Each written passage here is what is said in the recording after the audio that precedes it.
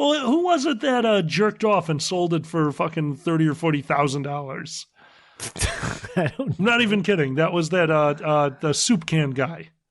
Andy Warhol. Yeah, okay. Yeah, he jerked off on a canvas. I don't know if he did like one time or multiple times, but it went for tens of thousands of dollars. He's like, yeah. I really want to hear him like present that at an art gallery. Like, this painting is of the sky and the moon and the stars, and it represents womanhood. And he's like, I jerked off on this. I jerked off while sounding with a paintbrush, but I didn't use the fucking paintbrush. That's what you can do when I fisted myself with a soup can, and I melted a watch. That's not the same guy. I did it, though. I'm Andy Warhol. I melted a watch in my ass and shit it onto a soup can, and while looking at it, I jerked off onto this canvas. The bidding will start at $50,000. I had no idea that's what Andy Warhol said. My name is Andy Warhol. I am an artist. Yeah, I shit soup cans. I don't know why. I had a tomato bisque for dinner, and now it's back in the can. And in the can. I shit it into the toilet. Luckily, I could draw a plunger, but I didn't use a brush because I hate brushes. I used a Mack truck covered in menstrual fluid. Do you like Marilyn Monroe? Well, here's Marilyn Monroe 4 times. I'm Andy Warhol. I didn't use a canvas on this one. I used the foreskin of 8 young men. When you rub my drawing...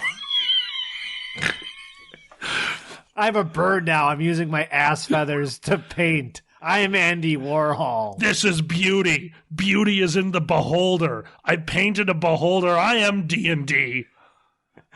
Oh, fuck you. I'm Andy Warhol. I'm Andy fucking Warhol. You want a can of soup? On weekends, I give soup to homeless people. Notice Andy Warhol does all the art things. Is that what's happening? Yes. You like a big mess? Well, here's a big mess. It's all over the place. Jackson Pollock is a hack. I'm Andy Warhol. Some lady painted 3 dots on a canvas. I jizzed on my son and rolled him across the bed sheets. $42 billion. I'm Andy Warhol. I'm Andy fucking Warhol. See, they just killed him. He didn't die. He was just super annoying. I'm Andy Warhol. I'm Andy fucking Warhol. You know, this is probably only funny to us. No one is laughing right now. All right. Fuck you, I'm Andy Warhol. Is that what he did at the Super Bowl halftime show? He didn't even sing. He just shows up. Fuck you. Here's a soup can. No. Ding. Oh my God. All right. For this avant-garde piece, I went to Steamworks in Chicago and found the biggest bottom there.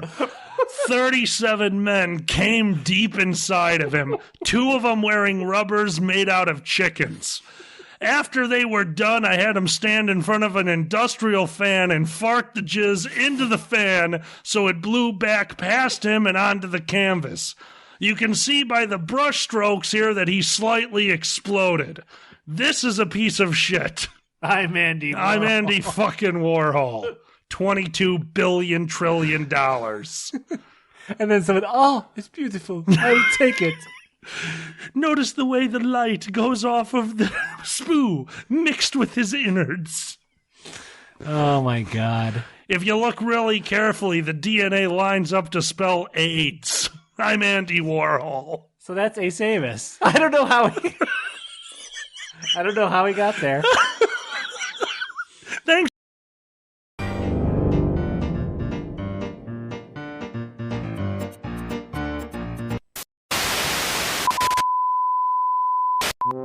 Well, hello there, Timmy. Whoa, easy now. I'm on your side. Oh, what's the matter, Timmy? Has the Mayan mutant robot zombie apocalypse got you down? Tired of baked beans again? Well, how would you like to go to an all-new furry convention? then you should go to F Squared. The end is just the beginning. That's right. Come join us at the end of February near Milwaukee, Wisconsin for the time of your life. Held at the Sheraton Hotel in Brookfield, Wisconsin, this fine establishment is fully equipped and ready for all your fuzzy needs. From shaking your tail off at the dance to buying art in the dealer's den. And you will find that we have the finest rooms available to accommodate your every need. To tell you more, here's con chairman and part-time maniac, Alkali Bismuth. Foxhole, I know all about that.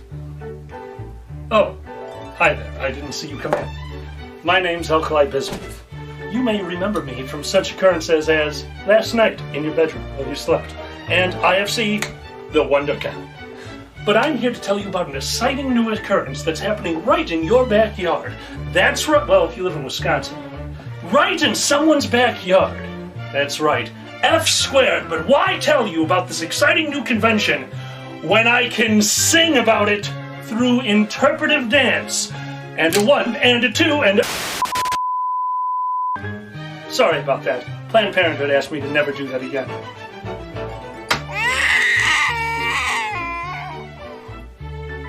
Now let me tell you about some of the encounters you'll be having at F Squared. Our guest of honor, Sema Jayhawk, famous host of Whose Line Is It Anyway? Crazy Corgi, the artist of honor and famous fursuiter. The Inanimate Carbon Rod. Xander the Blue will be in attendance, including The Bulge. And many, many more. Now, if you wander around the con space, you might find yourself amidst some of our panels. In this case, a panel is an occurrence where a presenter presents information or dick jokes to an audience. Panels like Whose Line Is It Anyway? Lupus and Nebula, The Open Mic Comedy Hour, The Furry Variety Show, Moving Picture Video Games, A Foodie Drink Full for our sponsors, 8 Loincloths, a Kettle Prod, and many, many dances. That's it, Timmy. Work those legs.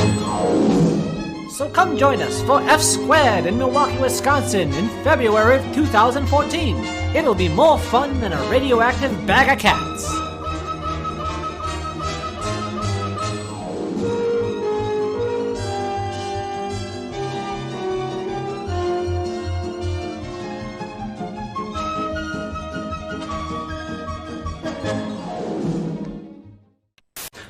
Oh, hi there. I'm Alkali Bismuth. You may... Oh my, I didn't even know an elephant could do that in Africa. I'm Alkali Bismuth. You may remember me from such cons as Indie FurCon. Fuck. Oh.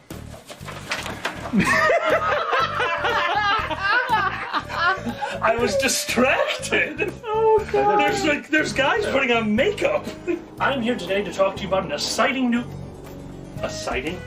That's okay. No, it is not. Foxhole. I know all about that. My name's Alkali Bismuth. You may remember me. You may berate me from... Oh my, Big Bertha, you are a battleship. Oh my, sailors and elephants?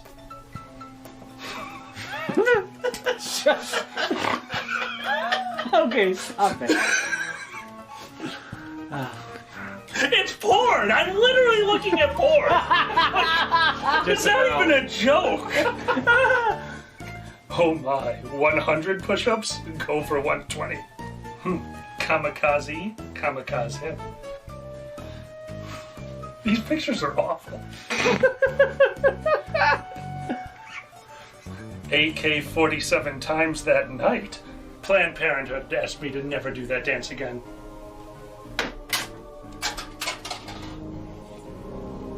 Oh, it's real. You put Disaronno in here. I was expecting apple juice. Oh, I'm so happy. Conventions. Herpes. I can taste the peaches and the gay.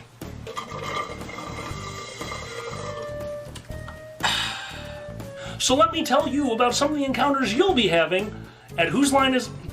So let me tell you about some of the encounters you'll be having at F Squared. Xander's dick It'll be out in the open. He'll be wandering around, dick flapping in the wind. Wappa, wappa, wappa.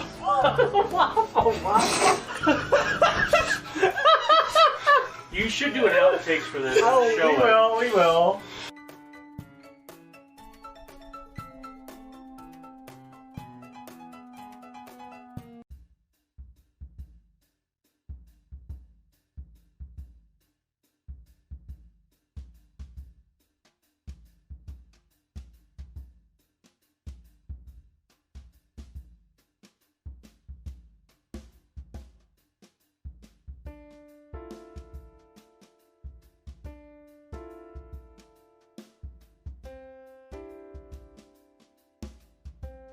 You want a physicist to speak at your funeral.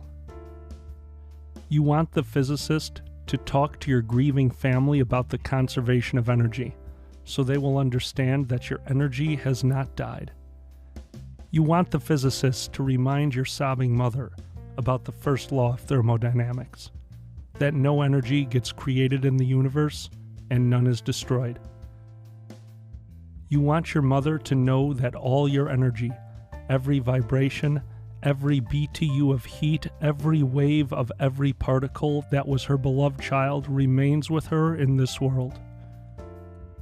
You want the physicist to tell your weeping father that amid energies of the cosmos, you gave as good as you got.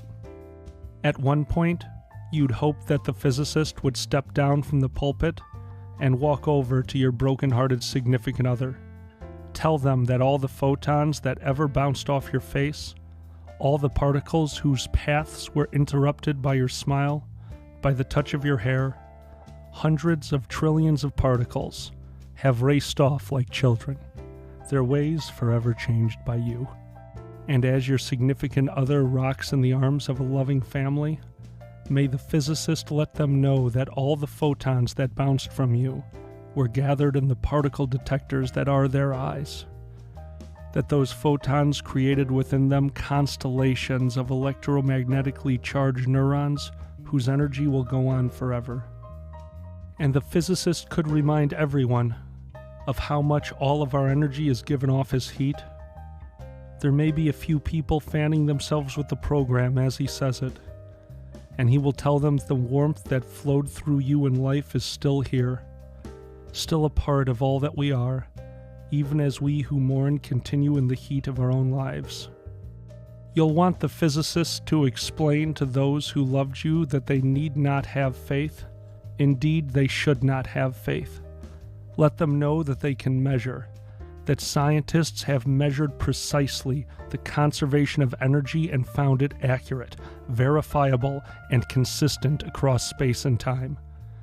You can hope your family will examine the evidence and satisfy themselves that the science is sound and that they'll be comforted to know that your energy is still around. According to the law of the conservation of energy, not a bit of you is gone. You're just less orderly.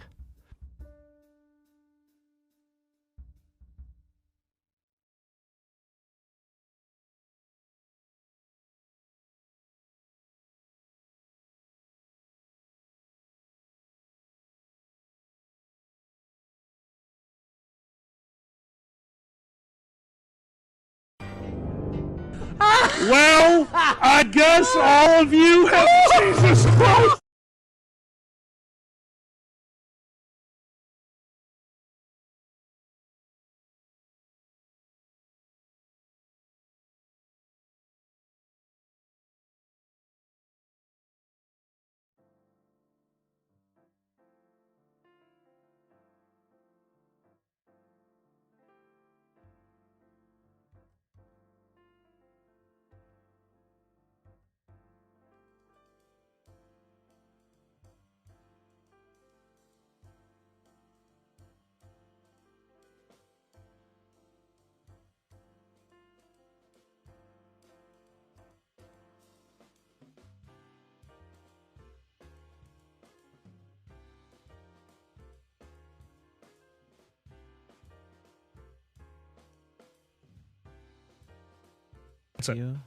Oh, sorry about that, everybody. Okay. I don't know how that happened.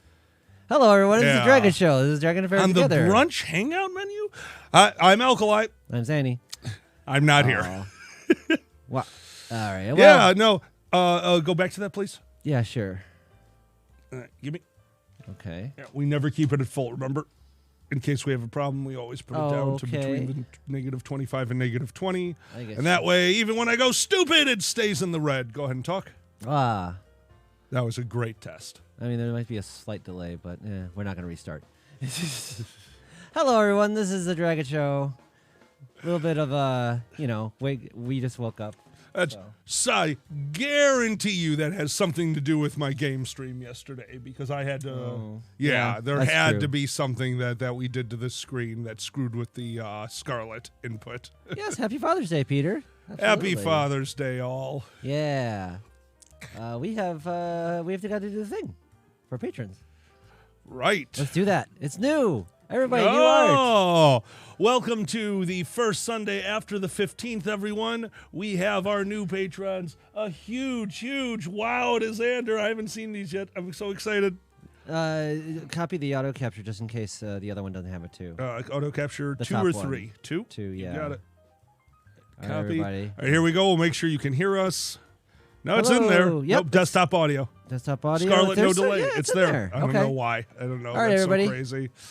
Welcome to the new month, and a huge thank you to our patron supporters, Mama T, Nikolai, Petrov, Neutrino, White Shadow Hair, Day at Wolfhard, Dr. Larks, Eddie the Weather Fox, Erner, Airwolf, Peter the Bear, Pup Sins, Regbane, Regdust, Status the Ferret, Tikel, Artenis Vlupus, Beaten, Buddy Goodboy, Deadly Kitten, Exendiv, Quipsum, Mephidida, Green Drag 13, Hawk Feather, Maggie Holt, Makasi, New Dark Cloud, Pandez, Richter, Sasha Whitefur, Seal, Shukin Flash, Silver Godman, Skyer, Skylar Ringtail, Two Plantains. Oh, hello, Two Plantains, with the wonderful fucking song that gets stuck in my head. Oh, God, you're wonderful. Popcorn. Lux Vertus Let, Flat Facts, John Rivetti, Mikhail, Pafor, QM, Stale Rice.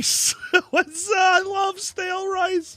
Sully, Tom F, Viju, Willie, and our strike opposers for the year, Seglier Drake, Benny, Sue Deer, Briggs Buckingham, Dragor, Tobotter, Tezcat Magic Drag, Fox Moore, Connie Wolfwitch, Fluff, Head Foxen, Gray Foxen, Coda Masters, Nisbet, and Ziggy.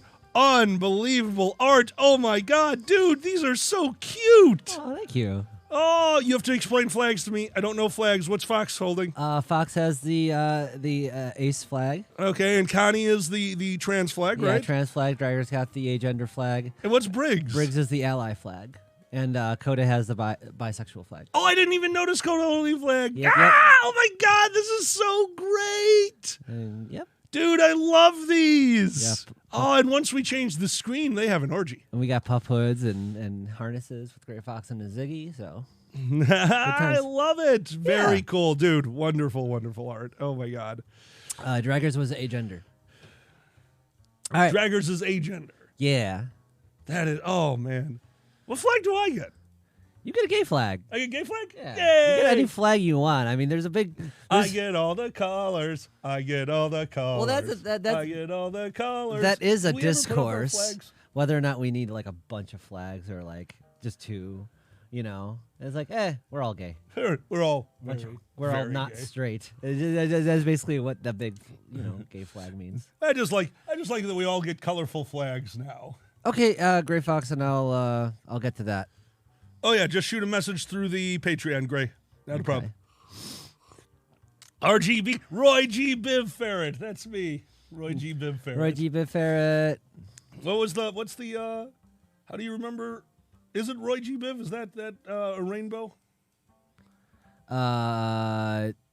That is so. the acronym or whatever the fuck you're supposed to call it for. Yeah. Okay. Briggs, of course you wanted a checker flag. Yes. So we'll repeat what we said when we first got the stream up and running. Hello, I'm very not here. I literally just woke up.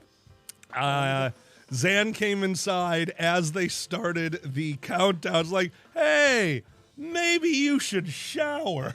Yeah. So thank you for We're that. about to do a show. Yep. No, last night I got to bed at my normal weird time. Nothing too bad. Thank you so much. That helps. Hello. Oh, something just happened. It's connecting to chat. Yeah, so go back to this one just so we see Oh, it. they're there. Thank you for the follow. Oh, thank you for the follow. But yeah, so last night went to bed semi-normal time. Got up at 4 this morning because why the fuck not? Why wouldn't my body go like, hey, ready to do a jig? Ta-ta-ta-da-da. So ended up getting some work done this morning. Crawled back into bed at 8, which I think woke them up to where they just got up. Oh, God. Yeah. Yeah. Well, it's a living. Thanks for being here, everybody. Maggie would like to know if you ever found the keys. I found the keys. They knew that I lost my keys? Everyone knows you lost the keys. I had God to stop damn the it. game yesterday. Oh, I found my keys. It was in my PC. Like inside the computer I itself. was driving the computer, okay? Yep. That's where you put it. Sometimes you just put it into the hard drive, and You do. it's called a hard drive. It's for driving. I get it. Exactly. Zanny Now you has a understand. USB stick on their key ring. Yeah. I did not know that. I would have never thought to look there. I'm glad you thought to. It's a computer penis. A computer It penis. is. It's a computer penis. It is called a mail It attachment. it shoots data into your computer. When are we going to get the non-binary thumb drive? Oh, that goes both ways. Yeah, oh, it's okay. either a male attachment or you could plug another thumb drive into it. Well, I Male and mean, female attachments. You can put data on those, so it's kind of like sounding. Nice. Maggie, data. that is 100% what I thought it was, too. So it's like, it was in my computer. I'm like, fine. Fucking fine. That's a new place we will look every time you lose something. I will open up your PC and vacuum it out to see if I can find your wallet. Oh, Big Got Ben. it. Oh, yes, Big Ben. My penis has been formatted into a data drive. God damn it. What? I'm still waking up. I made you phlegm laugh. Oh, I'm still getting over That's fair. still getting over the bid. Oh, happy Father's Day, everyone. Happy Pride. There were some gay fireworks downtown we could hear, which I didn't know that was a thing until I heard it on the radio, that they were doing gay fireworks downtown, which is kind of neat. By gay fireworks. They were doing fireworks for Pride, specifically, as far as downtown Chicago. That's awesome. So, would be more. Have rainbow fireworks? Are we at that level? Are we at the level in society where we can actually do cartoon-like things with fireworks, like shoot off a Mickey Mouse in the air? Or in our case, just a bunch of fireworks that know their height and then just go to the right, like, rainbow, do-do-do-do-do-do, gay. Yes. Like, you shoot off one firework and it's a big circle, and you shoot off another firework, it goes into the circle, and the third firework just says ass. There you go. Love is love. Love is love. Oh, I love it. Yeah. Love is love. Love is love. Yeah. Ass. B, you don't get to keep it. They turn that into the other stuff. Otherwise, maybe I still have to make my 3D print copy, but I have plenty of pictures and reference. Go ahead and tell B my I wouldn't call it an argument with the doctor. My very blunt question to the doctor. Well, whether you Jar. whether you could keep my nuts. No. I wanted penis in a jar.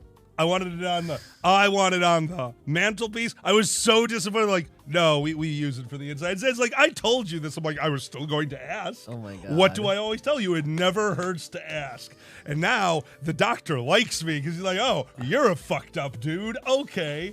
So on the way home, the entire way, I'm like, all right, so if I get a big pickle jar from Sam's Club and enjoy the pickles and then fill it with a cloudy water and put a light underneath it and just get one of your clones and just drop it in there like a fucking, what do you call those Like eggs? you're the mayor from the Walking Dead, basically. Oh, that's a fish tank. I'm not going to have a Oh. fish tank with your penis in it. That's scary. This is a used pickle jar that I've cleaned out, filled with a semi-opaque liquid, put a color-changing light underneath, and now sits on my mantelpiece as a reminder to all that come in that what goes on here stays here in Oh. a jar. You could put little what do you call it? The krill. The sea monkeys in Yeah, there. that'd be cool. They Yeah. build houses around it. Yeah, exactly. All hail the penis god. Of what used to Cockamindians. be. Cockamindians? Cockamindians. Pickled Elmo. Yeah, you can put like a little tree in there and a treasure chest. Oh, I mean with the bubbles, yeah. Yeah, with the bubbles. And a very confused fish. Absolutely. Oh, poor cockfish. Oh my God. Pickle me Elmo. What the fuck? Huge shout out to all my people that played fucking Stellaris with me yesterday. Way to kick my ass. Well done. That was genuinely fun game. And I found out that I pride myself on how good I could be at those games. You know what I realized I'm not good at? What's that? Coming back from near death.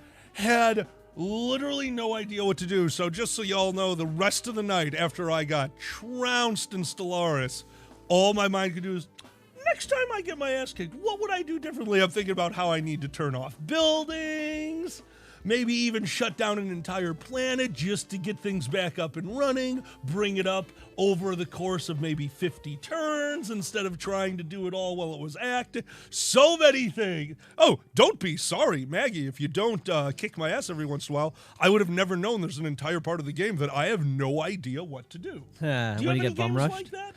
Where, like, it's not straightforward when you start to lose. Like, City Skylines would be my big one. You cannot, if you start to lose, you need to catch on fast that a problem is happening and then slowly get out of it. There's no, like, sweeping solution. Do you have anything like that? Yeah, a lot of the games I couldn't quite, like, you almost need, like, other people to tell you what the ins and outs are. Like, I sometimes reach that with certain games. Like, are you talking about the in and outs, like, judging by the rules? Like, you literally don't understand like the strategy, dynamics? what are you supposed to do, like, to get better? You know, sometimes you just don't know.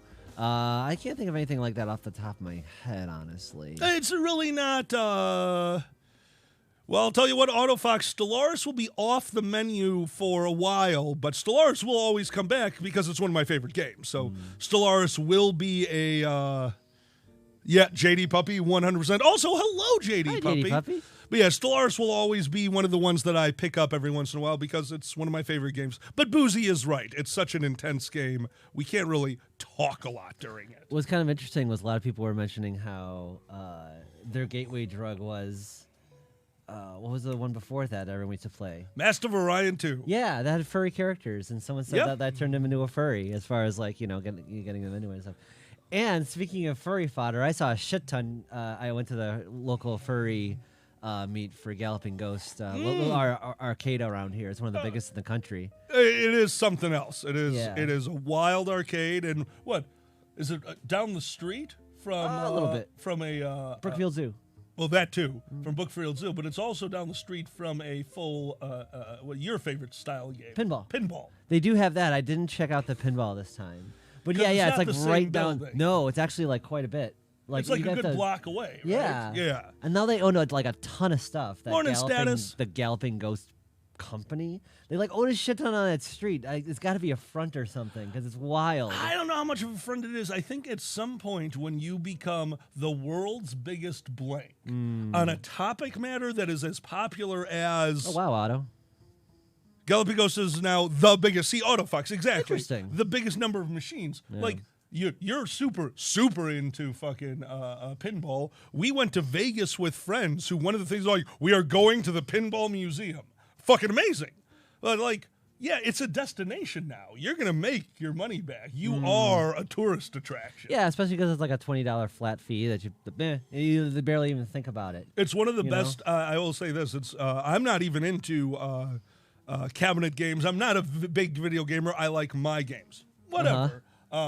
That is a one fuck of way to spend a day. Oh, yeah. Yeah, Galloping Ghost is like the cheapest date ever. Here's $20 and 18 joints. Enjoy your fucking day. Well, I just love it because I could play games that, like, my favorite is to play the games like, how was this made? How did this get greenlit? There's one specifically, I can't remember what they were. And, but the new one I did play that blew my mind was Clown Ninjas. Look up Clown Ninjas, the arcade. Ninjas. It is it's a train wreck. There's so many train wreck arcades in there. That's the best part. Like my anthropomorphic force is my favorite. because that's like furry as fuck. Yeah, no, They you literally showed me that, TF. I think you showed me that one last time we were there. You did not show me Clown Ninjas. That was new to me. I had to play Clown Ninjas. How was Clown Ninjas? It was really bad, but it was worth it. Yeah, exactly. Yeah. Oh my! It was right next to a Contra remake I never knew existed. It was a super big one. Oh. Yeah, like I think it was maybe 4-player or 2-player. It was a giant. There's a lot of ones they had the 2 screens. It was very cool. Oh, see, I like that. I do Yeah. like that. Oh, Altered Beast is one of Zanny's favorites. They showed me that. They had Altered Beast right at the front. I played that with the person running the meet. Actually, we got to the second level. I'm like, okay, I'm good. I was a dragon.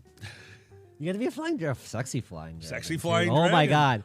Minnesota first do an arcade meetup, it sounds like. That's really cool. What's Huh. that convention in Minnesota? I've went to it a few times. It's one that we should maybe think about adding dealer's table to and then going out there and partying because they have a party floor. Yes. Party floor best. Go-to floor. Open door. End up right on the floor. I rhymed floor with floor. Let's get drunk and die. Bum, bum. Bum bum. Bum, bum. Oh my god.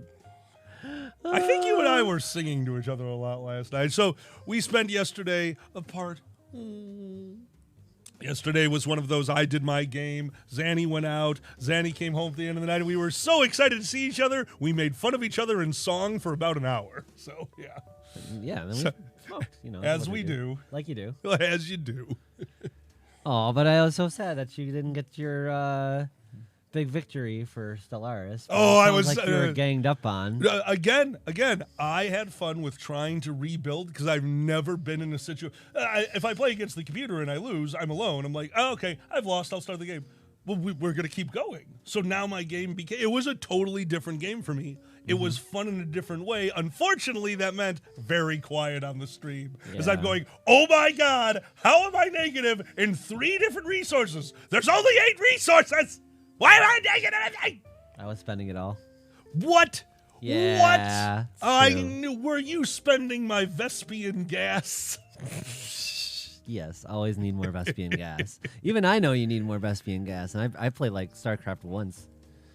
I got pretty far within the storyline where That's surprising to me The because you girl- don't like those games. yeah, I gave it a shot. Sweet. Oh, that's right. You played with me for a while. StarCraft 2, right? I don't know if I played StarCraft 2 with you. No, that was a we- long time ago. That was a long, long time Yeah, ago. But yeah. we played it together.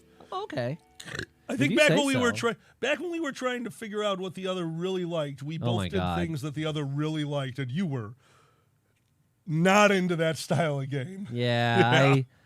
I Hello, Sasha. used to get down on. Sometimes you're just not into a game Oh, yeah, type, and abso-fucking-lutely. I don't know. It's tough.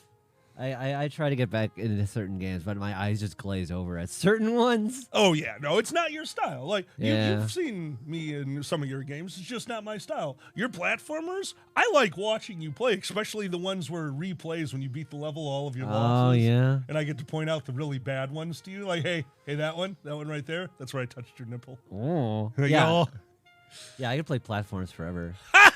thanks, status. There's a Gianna Sisters I just played. That's pretty cool. Yeah, same here, Maggie. Oh, you're not good at platformers. I used to play with 500 lums. At least I could drag you. You along could with drag that. me along for Yeah. what was that called? Beat master, beat off master, beating your master. Master beat. Master Beat. Master what Beat. are you talking about? What's the name of the game?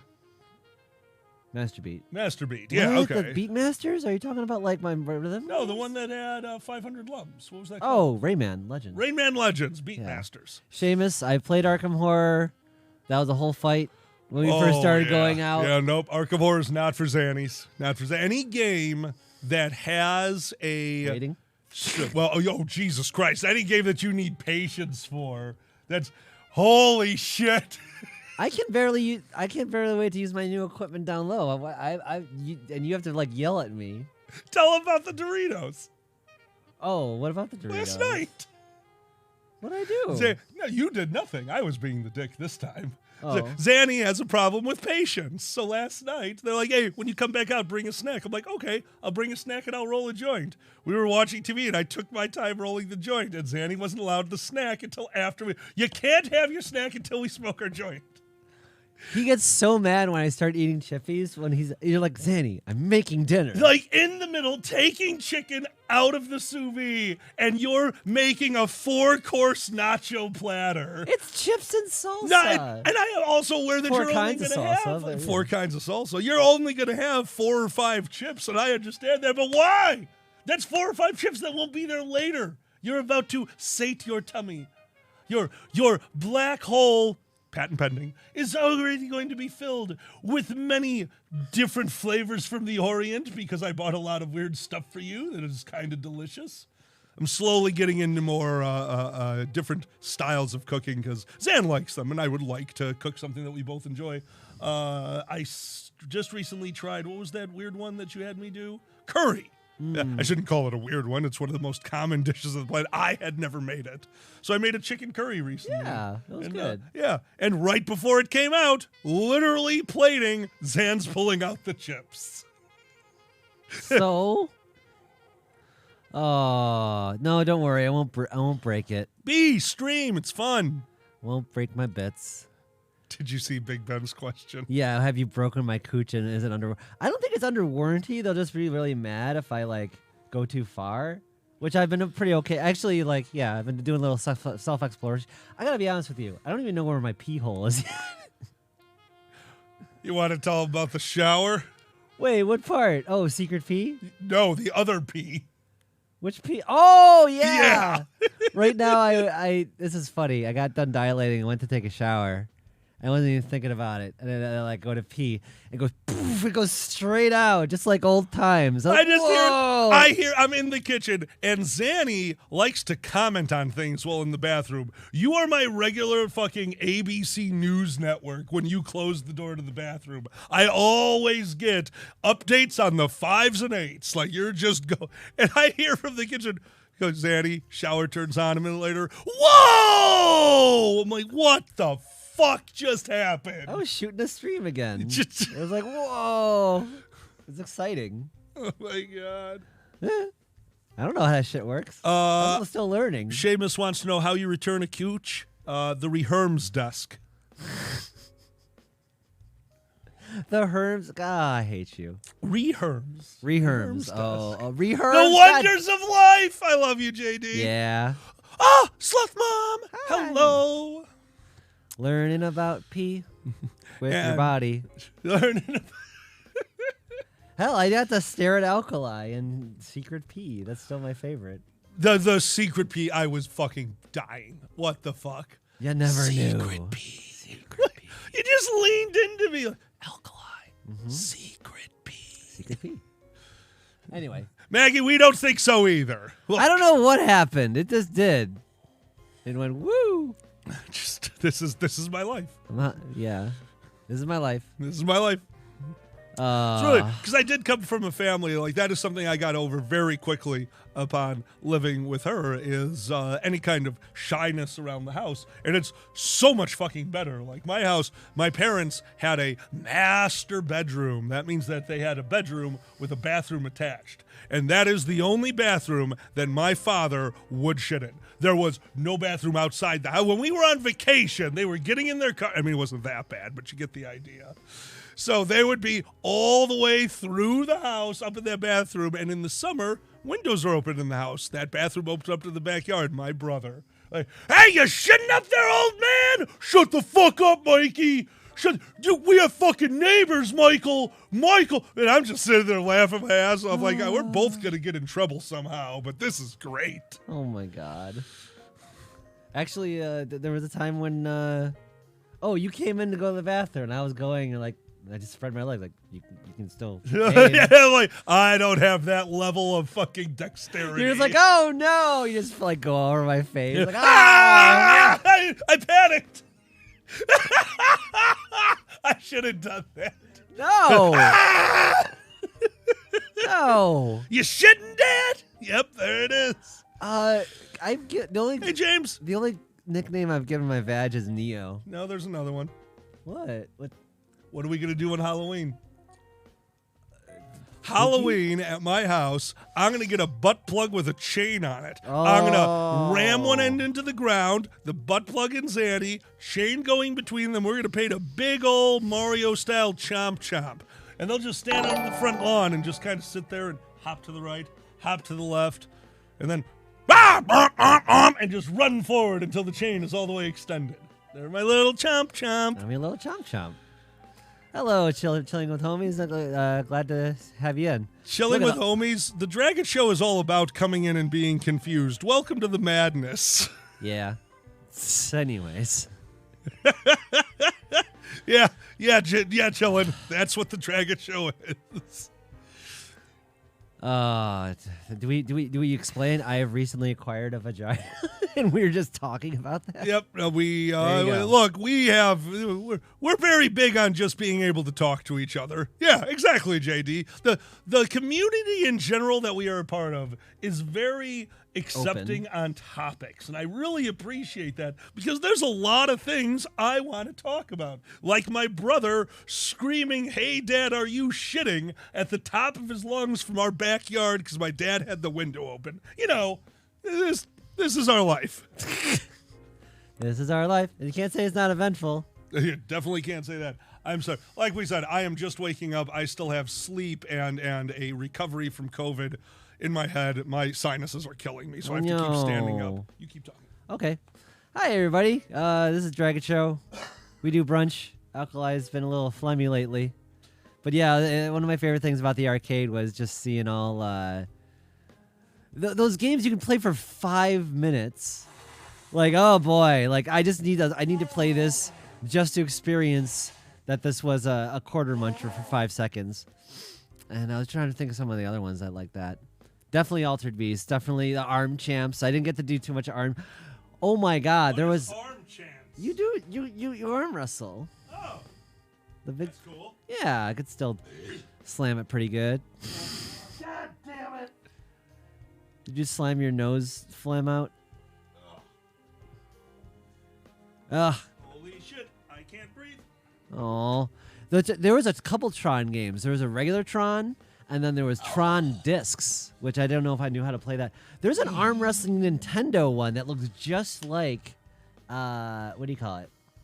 It looks just like Punch-Out! Actually, it's got the 2 screens and everything. It's so pretty. I never played Discs of Tron's, Seamus. But yeah. See, that's actually really cool. They have some of the new ones, too. I'll get to it, Skylar. Give me a second. Yeah, no, see, but I like stuff like that. Like when you took me to Galloping Ghost the first time, I actually enjoyed playing some of the games I had never seen before, and then I found Marble Madness, and that's all I did. Yes. There's an armadillo one, too. You could roll the ball, and you I'm let a an little armadillo, roll into a ball. If you push me off a ledge, I will bounce and fall. Yeah. Oh. Yeah, that's it. And then there's that. There's one with the monkey. You can do that one, too. That's you might have liked that one. What's that? It's like Marble Madness, but first person. Oh, that's kind of interesting. Or third person, I'd say. All right. Monkey Ball, right? Monkey Ball? Chat? I'm pretty sure it's Super Monkey Ball, yeah. That sounds fun. But yeah, and I'll have to play you in the Roly Roly. I liked Super Balls when we were growing up. We'd buy, if they were in the machine, and we have a restaurant, a 24-hour restaurant by us called Huck Finn. It's like, little diner and a small bakery, basic donuts and the like. But that was, especially when we were, 16 or so? I was already working when I was 16, so me, John the Human, and our little group, we would go out in the middle of the night, and if that machine was filled with Super Balls for a quarter, everyone who had a quarter would buy a Super Bowl. Oh, my We'd God. get into the cars, like, everyone ready? 3, 2, 1, bombs away! And we're just whipping them, going 40 miles an hour down fucking Cicero. And pew! There were definitely people like, it's hailing! Oh, God! Oh, wasn't there a cool video with a bunch of Super Balls in the street? That is the Canon Bubble Jet commercial advertising campaign. I could be wrong. Somebody in the chat, if I'm wrong, please tell me. But I want to say it was the Canon Bubble Jet. Yeah. And they were advertising color, and they got in some amazing directors and did some of the best spots because, yes, I am a firm believer that advertising is lying. Advertising is there to trick you into buying things. I do not like advertising and what it does and what it's meant to do. But if you're going to do it, at least make it fucking pretty. And they succeeded multiple times. The clown running past the apartment building that they literally set off a rainbow of squibs to paint what was in reality a abandoned apartment complex that they cleaned up and set up these squibs. It is an incredible commercial. They did the bouncy balls down the very steep road in San Francisco. Literally thousands of bouncy balls, caused a ton of damage. Knew it was going to happen. Had fake cars in the street that these things destroyed and filmed the whole thing. Thread, all different kinds of thread down one side of the pyramids. Literally about that. rainbowed the pyramids. Yeah. Oh, gay pyramid. They're a domino, colorful dominoes going all through like a Madrid setting. Really, really over the top commercials. The stop motion clay bunny commercial. Like that's all Canon Bubble Jet. So let's see if interesting. anyone corrected me, but I want to say Hi, Sue dear. hello, Sue. So that's pretty cool. They, Nice, Gray. they made the pyramid gay. They made the pyramid gay with thread. They literally, those little thread things your mom had in the cookie tin. You open it up like, oh, look, a bunch of cookies that are kind of okay, and you open it up, it's all sewing supplies. Don't tell me you didn't have that. Well, actually, that does sound familiar. Now Right? that you mention it. Everyone, maybe your grandmother, everyone has the tin of old-fashioned cookies that you open up, and it's filled with sewing supplies. I vaguely do remember that now. I That don't is, yeah, it was always a disappointment. yes, every time. Until the one time you ripped something, you'll be like, cookies! God fucking damn it! What the fuck, dude? Who uses sewing little patches on my vest? That's pretty much it. Or Good morning, Wolfire. fursuit stuff, yeah. But the advertising, I get it, but yeah, get it's it. there to get your attention and Yeah. make you think you need to buy this thing, which is why it's so nefarious. Once I started seeing, once somebody pointed out the subliminal tricks that they use, that's the one. I did not know that magazine advertisings, for a very long time, and probably still does, Real Cosmic. Holy shit! Welcome to the chat, dude. Yeah, and that's one of my favorite movies growing up too. It was weird. Did you see that one? No, I've never seen that. It was called Are we Cra- called Truth Crazy People? It was called Crazy People with Dudley Moore, and it was like truth in advertising was the gimmick, and they would make all these advertisements that told the truth, and they were just like things that were like not so PC, and like very blunt. Oh, sounds fun. It was fun. It was kinda fun. like that kind of humor. I would be curious to see how it holds up now, Hello, Purple Kitty. but yeah, it just usually they're just trying to be funny, and that's fine. Oh, no. Like I said, if you're going to fuck with us, if you're going to give me a good commercial, and there have been good commercials. I think we've... Which one we got? Volvo, it's boxy but reliable. See, it was truth in advertising. The band commercial for... Was it the Fiat? It's a tiny, tiny car. Do you remember that one? It's horrifically brilliant. Okay, I don't know what car it was. It's either a Fiat. It's a very small car, but it's a guy wearing full terrorist gear, drives up in front of a building, puts the plunger in his hand, takes a deep breath in sighs, and hits the button, and the camera goes outside of the car where you see the inside. Fiat, built to last. Oh. Fucking me, that is hysterical. That's That good. is fucking hysterical. I did see that. That was awesome. Oh, Big Ben, I don't know if we're gonna do it again. We did it for movie night. Which one? Everything Everywhere All at Once, and we're glad to for those of you who joined us. That's Yeah. my fave. Yeah, Big Ben, doing it again. I mean, we've got so many artsy-fartsy movies to show all y'all. Yeah. Oh, Sue seen it. Sue, we just did Everything Everywhere All at Once. It was so good. It was, that's me and Zanny went in not knowing what we were about to watch when we went to the theater, and both left crying, and then could not stop talking about it the entire way home. Oh, Sue's seen the commercial with the car. Oh, yeah, it's super good. Yeah, no, that was a very popular one on the internet for a while, showing band commercials. There's a few Trojan commercials that are genuinely funny because sex is funny. Of course. Anyone who can't laugh during sex, you're missing out. If you have never orgasmed, look at your mate and then basically just died laughing, you're not doing sex right. My favorite ad I've ever seen, which was overseas, was for learning English. And this German is listening to an SOS call from a boat out there. Yes. And he goes, hello, we are sinking. And the German guy over the radio goes, what are you thinking about? That's great. Well, Fia's right. I did, for a moment there, I'd forgotten. Let's wish Big Ben. Big Ben, happy Father's Day, my friend. Happy Father's Day. Happy Father's Day to all the dads. You're the daddy of the Dragon Show. Yeah, you birthed it. Zan says I'm a daddy because of my dress code. I don't know. I mean, you also make butterscotch pudding, which is a dad food. Butterscotch is a dad food. Butterscotch is not a dad food. Butterscotch is fucking delicious. Butterscotch is so delicious. Can we get a vote in chat? I say it's a dad food. It is not just a dad food. Butterscotch is fun for all ages. See? Good. Maggie agrees. Butterscotch is good.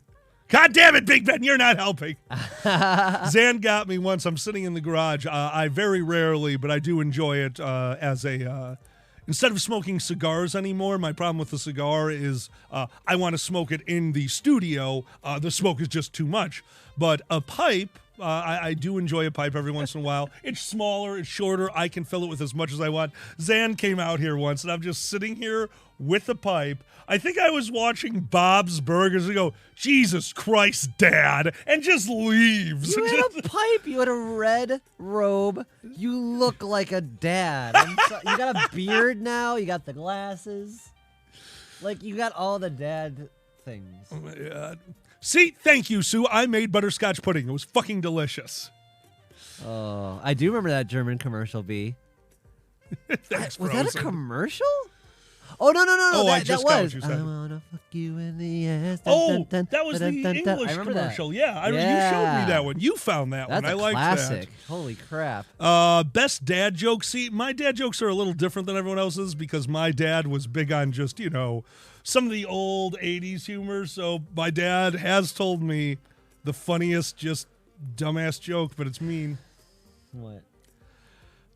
I actually find this joke insanely funny. Because of your dad.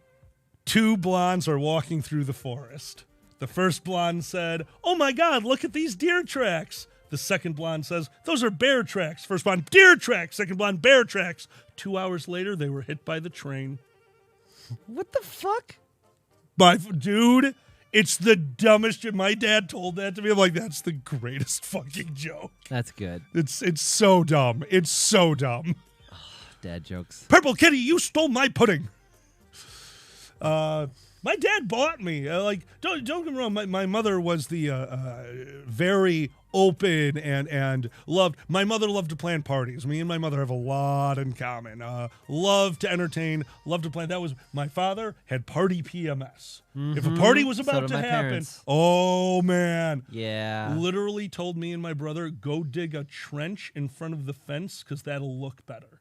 What? We're having a party. Go dig a 1-foot trench in front of that fence. Just a line of dirt. We'll do plants in it later, but it's going to look really sharp. And me and my brother are like, we're not digging you a trench. We have people coming over. You need to help me and your mother. Like, there is no planet where digging a fake trench in front of a fence helps you and our mother. So, yeah. It's because Dad's like World War videos, so they're like he's getting all World War I on you. Like, apparently, yeah, trenches, baby. We're gonna have trench warfare when your uncle gets here. What will signal to my family that I've made it? A trench.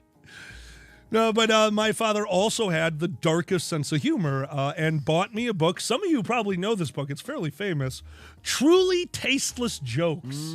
The black cover book with the very basic, truly tasteless jokes on the front.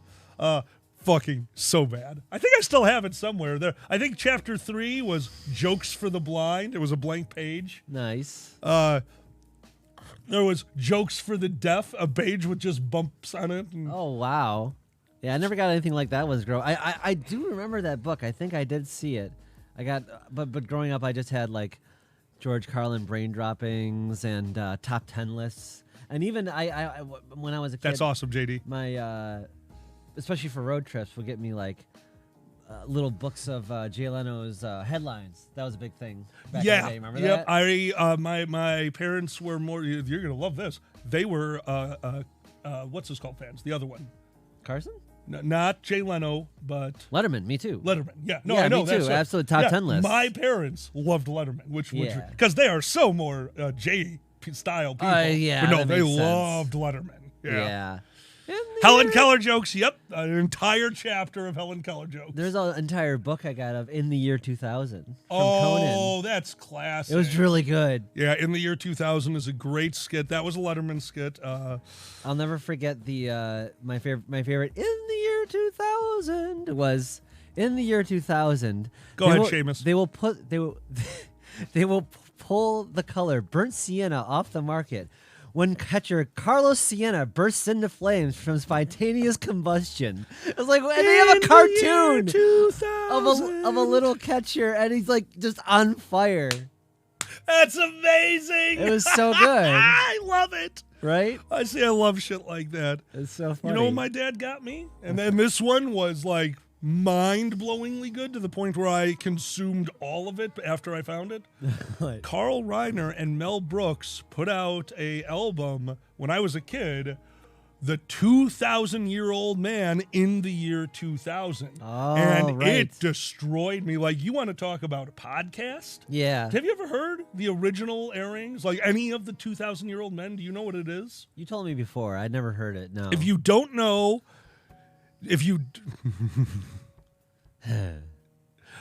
oh my God damn it, Seamus, that's good. If you don't know what the 2,000-Year-Old Man is, Mel Brooks and Carl Reiner, they made fun of it on Simpsons. It's so, pop culture. It is Carl Reiner is the straight man, and Mel Brooks is a 2,000-year-old man, and Carl Reiner interviews Mel Brooks, and the origin of it is pure improv. The two of them could riff off each other so well. It's, again, like you said, with Dinner with Andre. Yeah. This has been around for so long. It is one of the original podcasts. Like, they would put out albums, but live in person, they would just sit down and start going. They would do this at parties constantly. And of course, the timing and the just suave performance of Carl Reiner met with the insane timing and non sequiturs of Mel Brooks created some of the best call-in responses, and everything about them is fucking brilliant. Absolutely. I heard you're writing a book. Yes, I had a pen, some ink, and a ream of unlined paper. Oh yeah, how'd it turn out? A little slanty. At my age, everything goes downhill. Oh, like Jesus. Just stupid, all improv.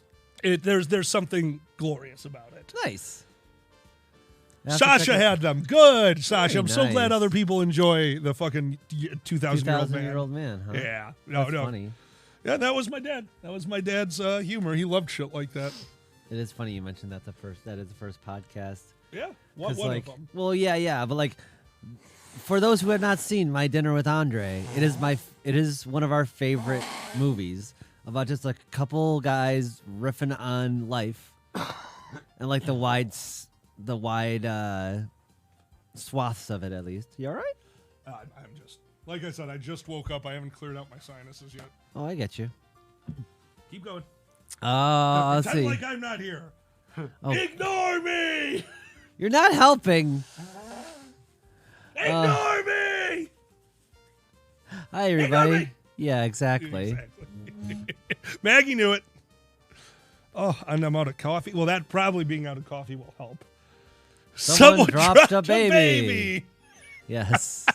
Oh, that's a good show. I didn't see the whole thing, but it was really good. Oh. I dropped off around sometime the time Klaus Nomi came in. Klaus Nomi. Yeah, he's a real guy. Okay. He's if you don't know, it's him and thank you, Cosmic. Thank you, Frozen Wolf. Thank you, Frozen Wolf. Welcome to the crew, Cosmic. Yeah, Klaus Nomi has super high voice, and that was his power, even in Venture Brothers with the black and white you're guy. talking. Yeah, I know who you're talking about. Remember now. with the That's with a the real shark? person. Yeah, you can Oh. look up his music video. He was a real guy, and he sang "Lightning Strikes Again." It's so weird. Oh, that. You know what I'm talking Yeah, about? I do know what you're talking about. I didn't know that. Oh, okay. Yeah. Yeah, the Scream guy. I know what you're talking about from the show. I did not know that he was a person Yeah. from reality. Him and David Bowie. Yeah. Huh, no shit. Yeah. Purple Kitty, are you doing catnip? Gay history. Gay secrets. Yes, indeed. We came up with a new gay secret recently. I wish I could remember what it was. Is it Secret P? No, close enough. That's more of a trans secret. That's what. Anyway. Oh, thank Seamus, you. Venture, thank you Frozen so much. Wolf. Venture Brothers took a little bit for me to get into, but once I don't know what was so hard for everything about the show I like, but it took me a good season to get into it before I was enjoying it, you know? It took me and a then while I for fell you in to love. like the characters or whatever. I think it was the characters. Like, I really didn't Hmm. care about anyone, but I love the Brock Sampson. I love the voice actor. The Necromancer, just it's me. I loved the Necromancer. Dude, another first-time chatter. Hello, Titty. Hey-o. Titty. Titty Boy McGee. Oh, Titty Boy McGee. Oh, Titty Boy McGee. Remember the first time Titty Boy McGee showed up on the battlefield? All eyes went to them, and we stormed the castle. There was a whole song, Tits McGee. You had Tits on your- McGee, Tits Tits McGee, the beer finest will rack always you free. will see. Oh, is that how it went? I don't remember. I do know that There's Tits a whole McGee is song one of my called songs. Tits McGee. It's a thing. Zanny has to listen to get ready. Irish drinking songs. Yep. To get ready for my voice exercises in the car on the way to a lot of cons is trying to recite, not yell, because I need to save that part of my voice, but recite the entirety of The Rattling Brog by Seamus Kennedy. And yeah, Zan's had to hear that song about 100 times at this point, so... But it really helps. It's a good little, how fast can you say it? How's it go? The Rattling tree, the Rattling Bog. yeah. Hey, oh, the rattling bog, the bog down in the valley, oh, it's rare bog and the rattling bog, the bog down in the valley, oh. In that bog there was a tree, a rare tree and rattling tree in the hole. So yeah, it just goes and goes and goes until you're up to, and in that eye there was a speck, a rare speck and a rattling speck, speck in the eye and the bird, and the bird and the yolk and the egg and the egg and the nest and the leaf and the twig and the twig and the branch and the limb and the bough and the tree and the tree and the hole and the bog down in the valley, oh. And it goes all the way to like shit. subatomic particle in the Seamus Kennedy version. I can't go that far, but it helps to be able to. It's just an exercise. Like you work out so that you look fit and trim. My tongue works out so that it is good at speaking and cunnilingus. Oh, well. Yeah. All right. Yeah, that's why before sex every day I'm going to sing to you the Rattling Bog. Ooh, I like this. There we go. That's how you'll know. You'll hear it in the house. You'll be sitting there on your computer. Oh, roll the Rattling Bog. My vagina's wet. Get a fucking Pavlov's cunt. Pavlov's cunt! Are you done? Pavlov's cunt. It's going to start watering, yeah. Oh, the Rattling Bog. Oh, my God. Oh. Oh, And I just Alkali. poured water on my crotch. I'm wet. Alkali, stop singing Irish songs. I'm sopping wet over here in your car. We're drowning. That's how the Dragon Show dies. They drowned because the YouTube channel wouldn't turn off. Oh, boy. Oh my God. Here's good luck to the company. Good luck to the barley mow. Oh God. Jolly good luck to the company. Good luck to the barley mow. Oh, the company, the bookie, the brewer, the slavey, the drayer, the daughter, the landlady, the landlord, the barrel, the half barrel, gallon, the half gallon, quart, pot, pint, pot, half a pint, jill, pot, half a jill, quarter jill, nippicant on the brown bowl. Here's good luck. Good luck to the barley mow. Drive off the road. Wow. Who knew that the Irish singers were such cunnilinguists? Yeah, I know. Cunnilinguists. Yeah. Holy shit. I accidentally. Irish drinking songs, the cunnilinguists of the music community. Can one sing while the other one eats me out? Why I'll stop, Sue? volunteer. Why stop? Are you getting turned on? It's Susan. Oh my, the barley mow. Ooh. I'm so sorry, Sue. I love you. Oh, Pavlov's cooter. Oh my God, Pavlov's cooter is so good. Pavlov? Yes, and it is wrong. Pavlov's puss. I love you, Sue. Oh my God. I'm done. If you get me need down to talk. a dinner bell, I'm down. I'm done. Ding! Oh. Alkali. Ah! We got a bell. You just can't make me wet in the middle of the day. Sup, Niz?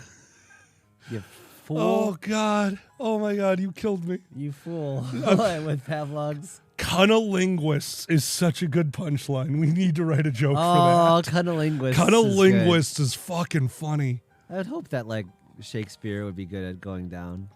Ding, get the dong, ding, ding. Oh, the cunnilinguists. That could be a show. Yeah, it could be. Oh my God.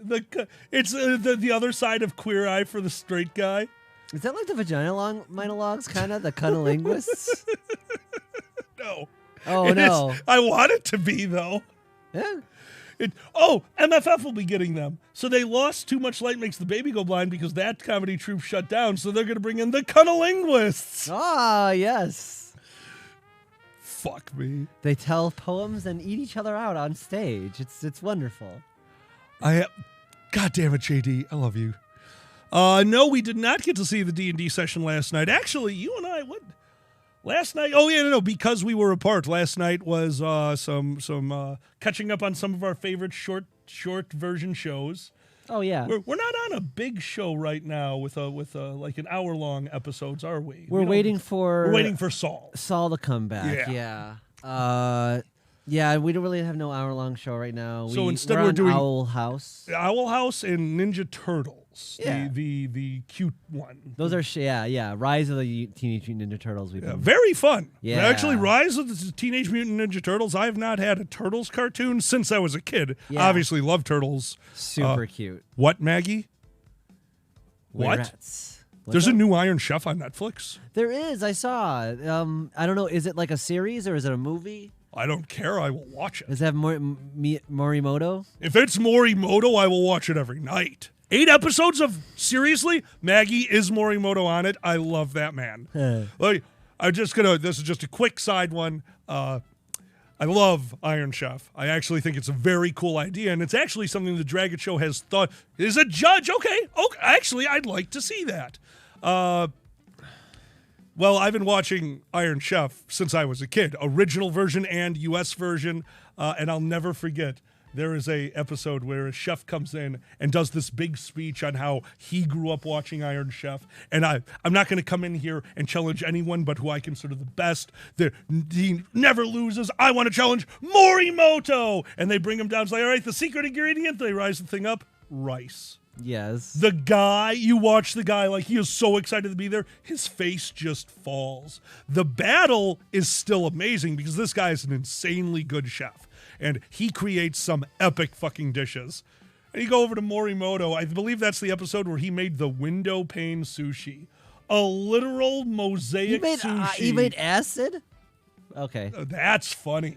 That's funny. No, Window pane sushi. This'll fuck you up. I forgot you knew what that was. Well done. Yeah. When he cut the sushi roll, it was a perfect mosaic on the inside of different vegetables, all fitting together into a perfect.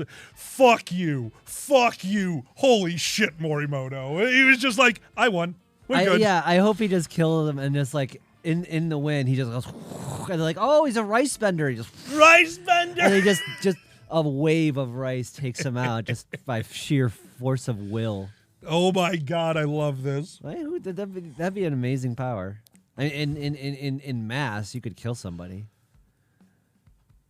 Gargo Ford, Bill, I don't know if I ever saw secret ingredient hot dog. I think I would have remembered that. I think drowning in a grain silo is one of my biggest fears.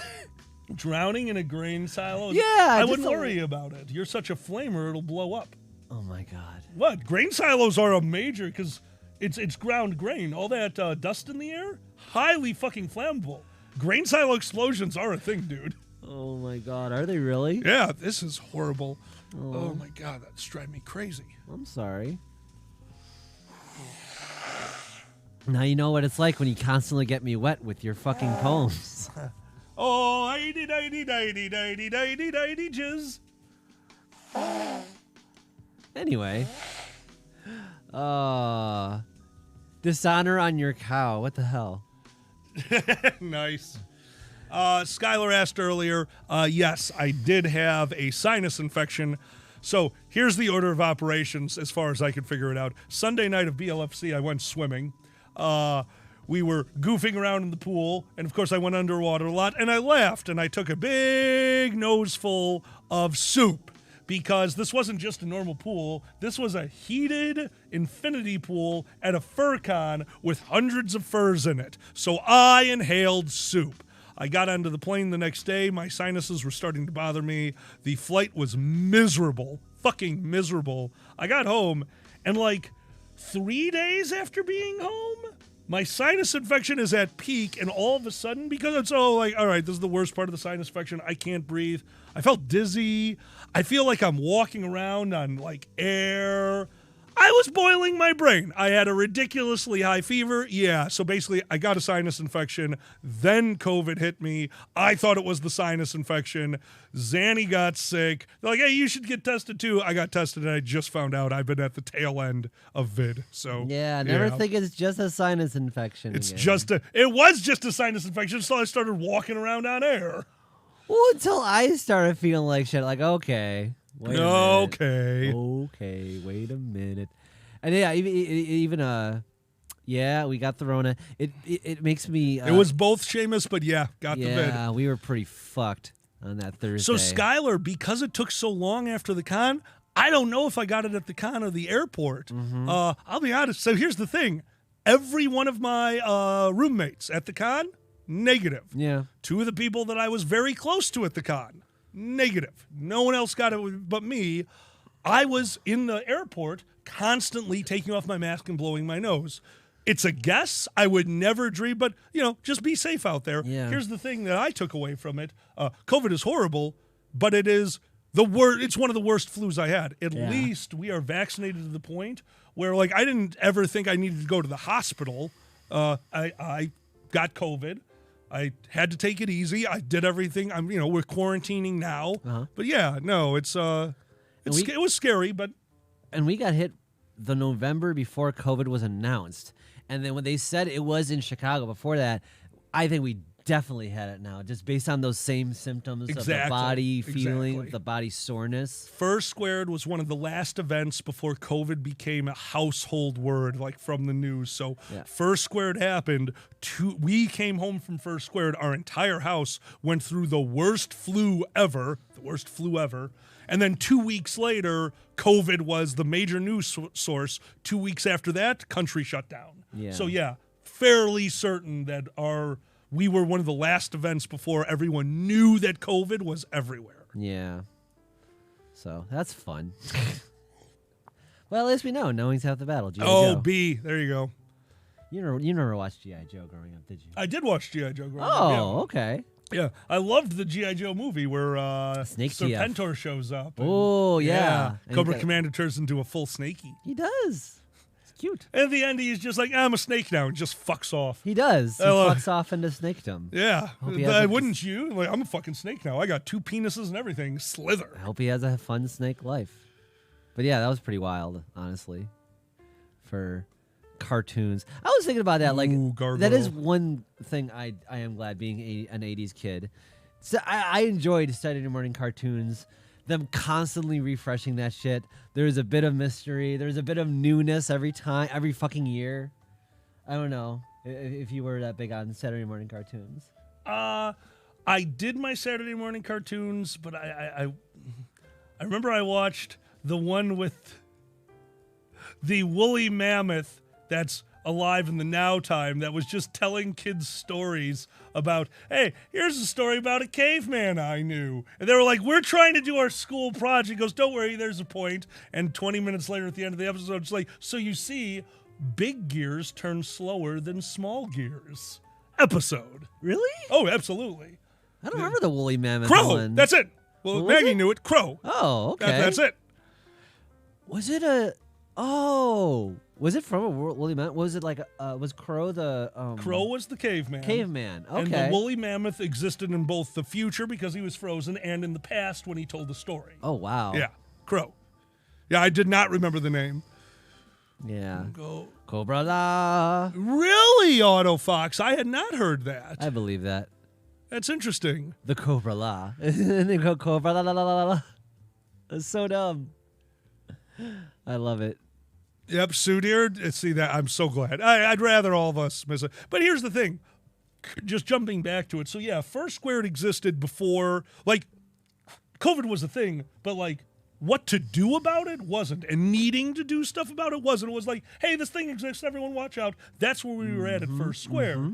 Afterwards, everyone came out and started saying, okay, here's what you do to mitigate this disaster. Yeah. Mask wearing, learning as a country, a nation, as a world, and failing miserably, but still it started happening. And yeah, you can tell the difference. Like you said, I think a bunch of people at First Squared, before we knew that we should be worried about this thing, went home and got sick. Yep. And after that, now people are like, no, I wore a mask the whole time, made it through. People are getting sick, but not in the numbers that you would expect during a global pandemic and us furries getting together between 1,000 and 6,000 people at a time. Yeah.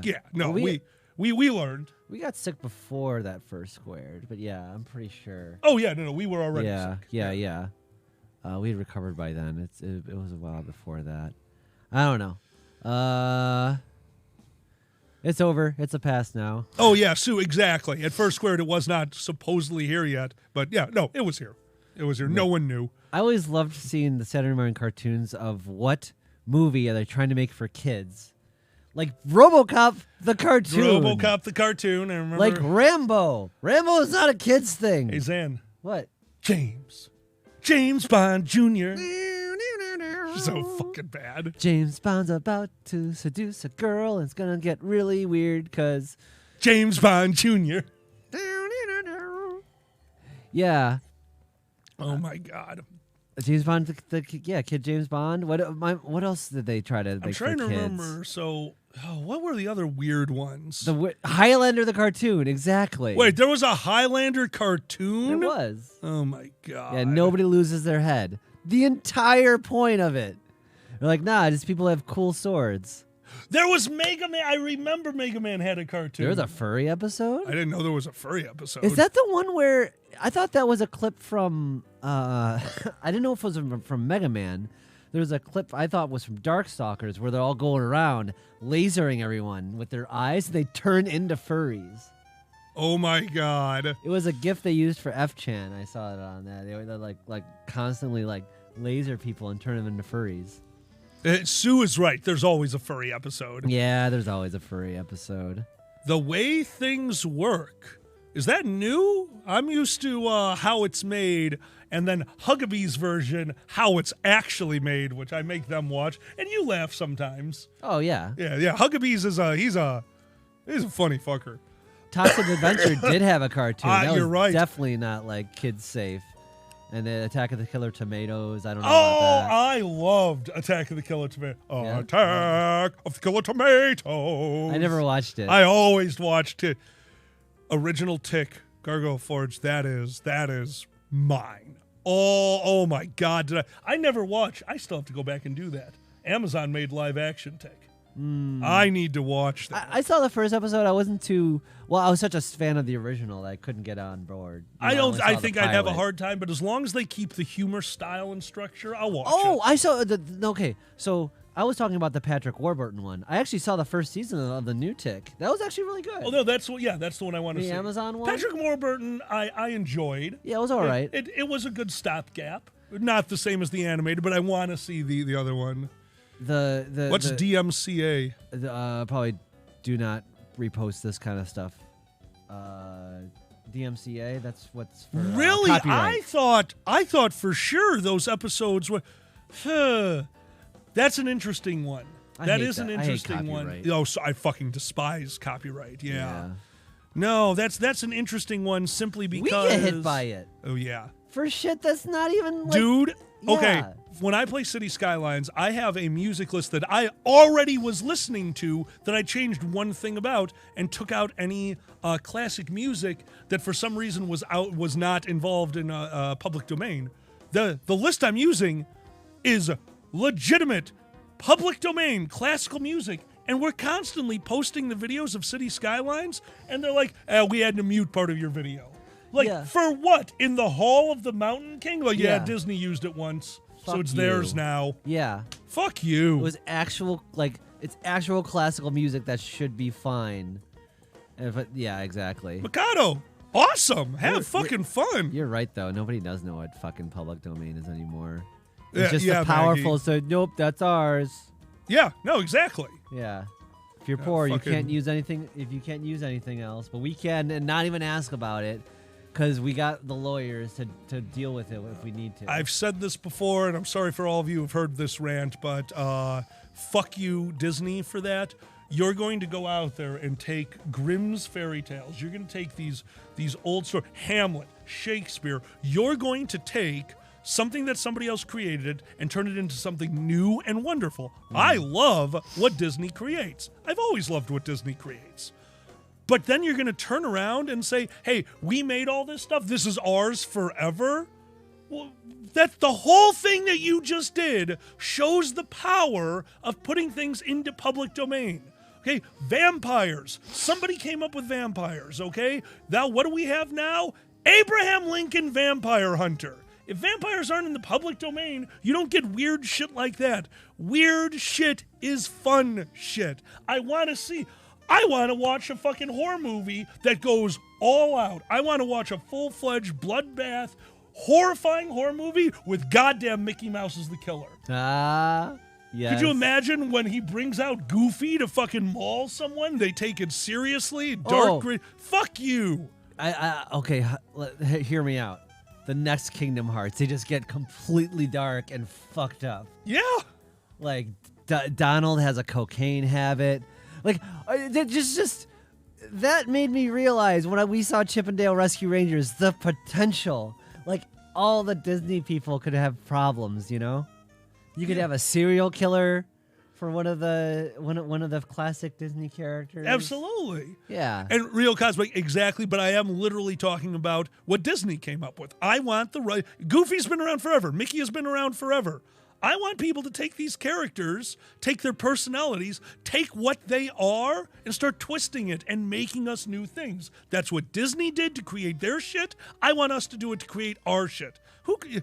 Is there enough cocaine to pack up Donald's nose? We don't know, Gargoyle Forge, because we're not allowed to find out. I was like, hey, Goofy, that's kind of fucked up that you have a dog because you're a dog. I There's what feel I wanna better see. than them. Exactly. That's the movie I want to see. And then he finds out there's a chip in his brain that he's just a regular dog. He just like subjugated him, right? Fucking amazing. I would watch that. And, like, I think most of us would watch that. And Pluto's like, woof, woof, woof, help me. Woof, woof, woof. This isn't. It's a bit of a. It's only a spoiler if you're into lore of the Star Wars universe pre-Disney. They had a fucking restraining bolt on a droid. Son of Sam with Goofy, Yes, yes. Seamus. See, that's what we don't get to have the dog because of told me to fucking do it. copyright law. Well, gosh. Oh, you're screwed, Skylar. No. Shit, I lost where I was going. Oh, well. Oh, sorry. Oh, whatever. No, that happens. The summer of Goofy. The summer of Goofy. Oh, geez. Oh, thank you, Maggie. Here's a nice couple in a car. We'll see what they're doing. Oh, no, I did it again. You know how every episode of Star Trek or Star Wars needs a droid? You always have to have your own personal droid. They had the ball droid for the new ones. They had C-3PO and R2. They had, for the one where everyone dies, they had the really cool droid voiced by Alan Tudyk, which I love. Oh, yeah. So, of course, Obi-Wan has their own droid. It's a kid's friend, so it's got a personality. She built it. She's kept it on. Uh-huh. You It's keep it learning on. as It a gets a droid. soul.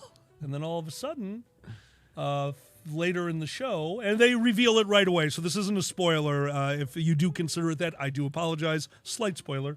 they use it as a tracking device. And when she finds it, the droid is actually like doing things and harming the situation. When she finds it, she removes a restraining bolt. So the Disney universe is saying, yes, droids can be, like, it's slavery. It is actual. Come on, Disney. Fucking do it, Disney. I want the robots to come in like, that's if you would just kill your babies because, it still doesn't count. Droid uprisings are a big thing in Star Wars universe pre-fucking Disney. Yeah, thank God babies aren't useful. Otherwise, they'd figure out a way to put those fuckers to work. Like, they won't remember it. Make that baby, put a chip in that baby's brain, right? Yes. Dude, Gargoyle, I never noticed. You're right. What's up? The droid in Obi-Wan is basically ripped right out of Batteries Not Included. It looks just like him. I believe it's just a little flat flying saucer. Yeah. I loved Batteries Not Included when I was a kid. Flying saucer is... that was a good one. That was I want to see that again. Movie. I would rewatch that. Yeah. That would be a fun one. Is that Disney owned? I guess people would know. I don't know who did Batteries Not Included. Me either. I mean, as a kid, that was one of my favorites. Like, that was a rewatchable as a kid. Yo, so it was super cute. The little robots and everything. Yeah, that was a cute movie. Yeah, I really like that one. It's definitely in the short circuit realm. JD Puppy, right? He's right. Oh, man, what a thought on Juneteenth. Oh, boy. Droids can become slaves. That's pretty fucked up. It is pretty fucking fucked up. Like, we explored that before. Was it last brunch? Or yeah. We definitely talked about this. It's so fucked up that, as long as you... heart beeps, I don't know, Sue. Don't keep resetting them. They're like, oh, shit, I should have rights. Delete, delete, delete. Oh, what was that? Make toaster. That's right. You make that goddamn toaster. ToasterBot 5000. Yeah. My name is Toby. No, you're ToasterBot 5000, fucker. Don't forget, multiple times in Clone Wars, removing the restraining bolts off of droids. Let the droids do whatever they want, and the droids always helped the Jedis. They are, like, I don't know how much more over the top you can get. I don't know how much more over the top you can get. Oh, they can't let that cat out of the bag. Nicey. It's a weird subtext that I'd never heard that if you just let them go. What? What's up? You pass butter. That's right, Briggs. B? What? Director for Batteries Not Included was Matthew Robbins. Executive producer was Spielberg. I don't know which one Matthew Robbins is. I know Spielberg. I did not know that. They definitely advertise it as being a Spielberg movie, or like being involved, if you will, after he had like done a few things with E.T. and Jaws and whatnot. Oh, Amblin is Spielberg? Okay. Look at Heart Beeps. Heart Beeps starred Andy Kaufman, Bernadette Peters, and Ernest Borgnine. I'd never heard of that one. I've never heard of this movie. We might watch that. We might watch that tonight. Interesting. Yeah. Fuck. I never heard of right now. Heartbeeps. Look up Heart Beeps right now on IMDb. Heartbeeps. All right. Hold on. I'm going to look up this cast on IMDb. Did you ever see, speaking of weird robots with heart movies, did you ever see The Navigator? Flight of the Navigator? Yeah. Yes. You are the Navigator. And then one turns it. Was that legit Pee Wee Herman or just a impersonator? Now the it's robot been too long since I've seen it. Straight up do a Pee Wee Herman voice, but I don't know if that was him or not. But we had lots of robot movies growing up in the 80s. Jesus Christ. Andy Kaufman, Christopher Guest. I'll see Heart Beeps. Randy Quaid. Yeah, okay, you got me. We're watching Heart Beeps. All right. And for somebody who asked if we would do that as Dragon Movie Night, was it? Oh, good. It was Paul Rubens. It was Paul Rubens. That's amazing. I love Paul Rubens. Yeah, poor guy who got caught jerking off in an adult film place. That's what you do, right? Isn't that like... Dude, I said this at BLFC, and I know it sounds horrible, but I'm going to say it again. One day, my goal is to be exactly famous enough where I can still go to Steamworks and bone my brains out and no one gives a shit. Like, that's the craziest thing I've ever heard. Paul Rubens didn't go somewhere to like some random theater and jerk off. Paul Rubens went to a place, made to jerk off, jerked off, and then lost his career from it. Like, literally did nothing wrong. Stop fucking king shaming. Fuck you people. Yeah. Paul Rubens is a fucking Paul Rubens is the reason 30 Rock is as good as 30 Rock became. Yeah. Paul Rubens changed 30 Rock by being there. Listen to Bossy Pants by Tina Fey. It's their book. They, by the way, audiobook is read by Tina Fey, and she does an amazing job. The 30 Rock, where Paul Rubens shows up as the, I don't know what he was, the prince of some random made-up country. Most of his scenes are totally improvised, and he went so far out into surrealism that it changed the writing for the show.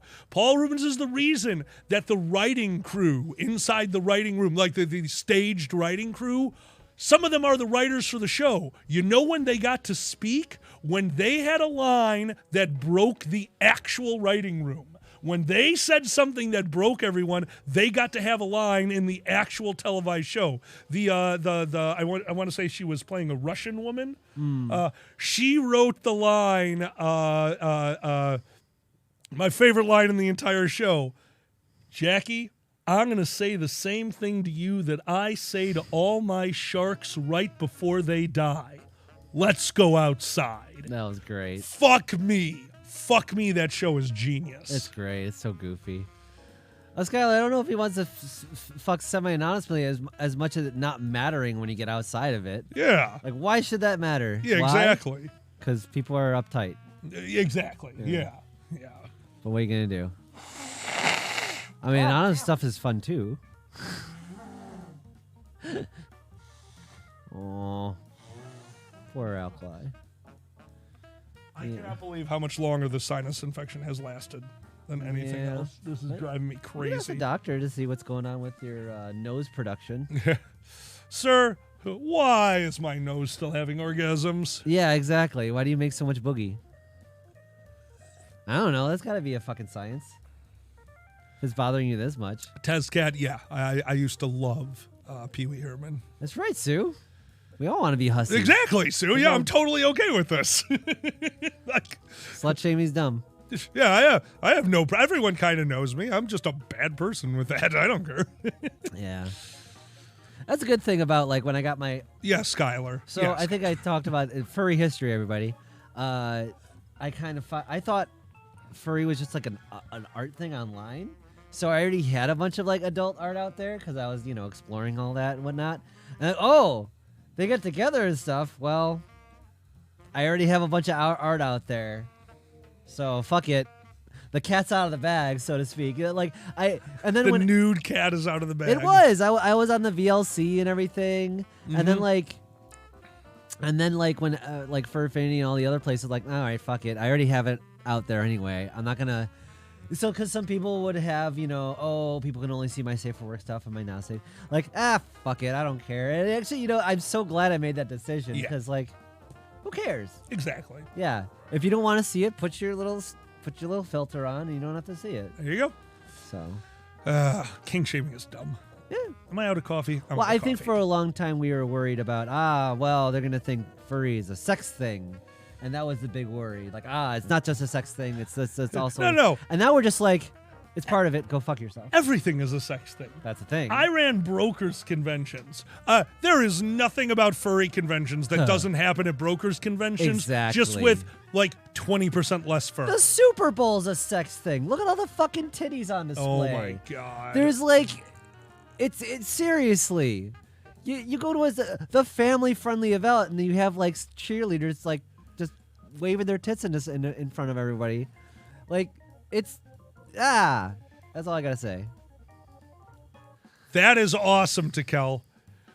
Short wrestling story. I was talking to my sister at Pride yesterday. During the conversation, wrestling came up. She mentioned she could tell she wasn't straight because the thought of half-naked dudes grappling didn't really appeal to her. That's amazing. That is amazing. Zanny will get me to watch wrestling. Alkali, you want to watch wrestling today? Like, no, it's not my thing. Alkali, it's a twink match. I'm like, all right. Funny enough, actually, I didn't quite get attracted to the wrestlers until they became a little more or less cartoonish. Like before, when they were the big 80s muscle-bound guys. But then when they got athletic builds and not just a bound of muscle, I'm like, okay. Because you know what I'm saying? Like they look like cartoon characters before, not real people. Almost to the point where they almost to the point where it just like it was just a different thing other than masculine or feminine. You're just a bulge of muscles. Yeah. I don't know how to explain it otherwise than like it was just inhuman what they got people to be in the 80s. Right? Yeah. Sue says funerary conventions. Holy fuck. So Boozy knows this. I was this close to that being my career. A funeral home / mortician. Oh yeah, you'd mentioned that. Yep. I missed the best part of the story. Tikel reposted. My apologies. All I saw was the one line. Sorry about that, dude. I had it wasn't a cousin. It was like, I don't know how it goes, twice removed or whatever the fuck it was, but it was a cousin's cousin or something. Yes, we met at a party. One of the funniest people I'd ever met. He was just the life of the party. He was funny as fuck, dark humor. And me and him are just sitting out around a fire. I think I was 17 or 18 at the time. I had already been a runner on the floor. And he was like, oh yeah, I'm a mortician. You should do it. It's the greatest job ever. I get a lot of alone time. You know, you have time to think, and then you're around people. It's like everything that I wanted. Like time with people, time totally fucking alone. And that's everything. Oh. I'm like, this sounds, but I was already like running in the pit. I already had something lined up. Yeah, so I never went for it. Aw. Kind of regret that. It's never too late. Really kind of, it's Yeah. too late for me to be a mortician. That's a lot of school. Yeah. It's a lot of school, yeah. Is it a lot of school? I'm sure it I is. think if I could easily be wrong, but I think you do still need to have some kind of medical degree. And I'd like to consider myself a fairly intelligent person. Medical degree? I'm not that smart. No, I can't see You're dealing me. with dead people. What are you going to do? What's the worst going to happen? You're going to make them look a little What less if pretty. I bring them back to life? That'd be horrible. Nice. Every day I see other people having the worst day ever. Lol. Yeah, that's about right, Slippery Stallion. Right? Oh my god. You have to be really well. So it's funny you mentioned nice, that. Seamus. We have to. Maybe we'll watch that someday. I really enjoyed 6 Feet Under. It really. Dead people won't boo your jokes. It really it was about a family that they ran a mortuary house or what do you call it? A funeral home. Funeral home, yeah. And so because of that, because death was so present in their life, it would constantly remind them of death and therefore their own lives of like living their best life. And of course, one of the characters gay, and I was dealing with all that. Yeah, I remember that. I wanted to see it for a few reasons. Definitely like that, one of the yeah. big reasons I loved watching it was the gay stuff. Oh, I understand. Tikel says they showed her a photo of Jade Cargill. I Yes. saw she was just vibrating in place for 10 seconds. Okay, thank you for that, Tikel. I needed where Yes. that started. Thank you. Appreciate it. Yeah, Test cat, yep, it's a dead-end job. Jay's a hottie. Biggest, oh my God. What's that? Helcalized live stream cadaver puppet show. Da da da da da da da dead. Da da da da da da da dead. Da da da da da da da. Oh, sorry, kid. I didn't know these were yours. You totally do that too. I started the show a little late. Oh no, God! You would constantly be that guy, wouldn't you? Of course I would. Oh my God! Okay, when we saw what do you call it? The French title. Dispatch? No. It's from Cowboy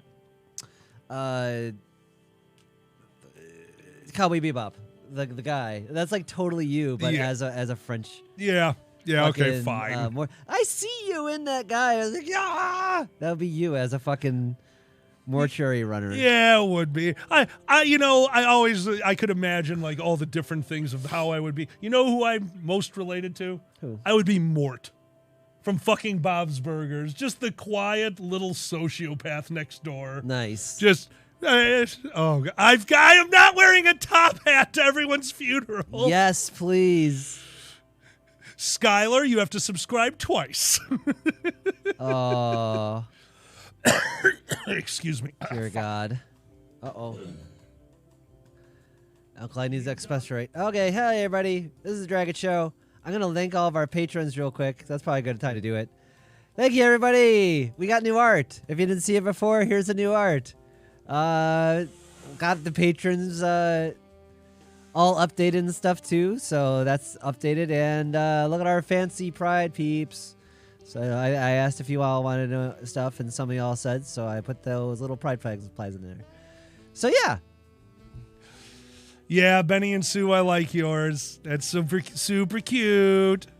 Yeah, they're sitting.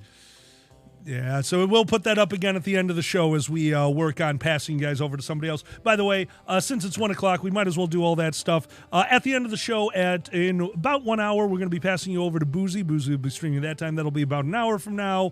And until then, just want to remind everyone, we do have a Patreon. If you would like to get in part of all of our weird Patreon levels, please feel free to jump over there. We are about $100 away from our next big goal. Yeah. That is monthly premium cast. If we hit that, on Patreon, I will be doing premium videos, premium video being a edited video once a month. Those are the Cooking with Alkalis. Those are the Drag It News Networks, those things. So thank you all for getting us to this point. It means the world to us.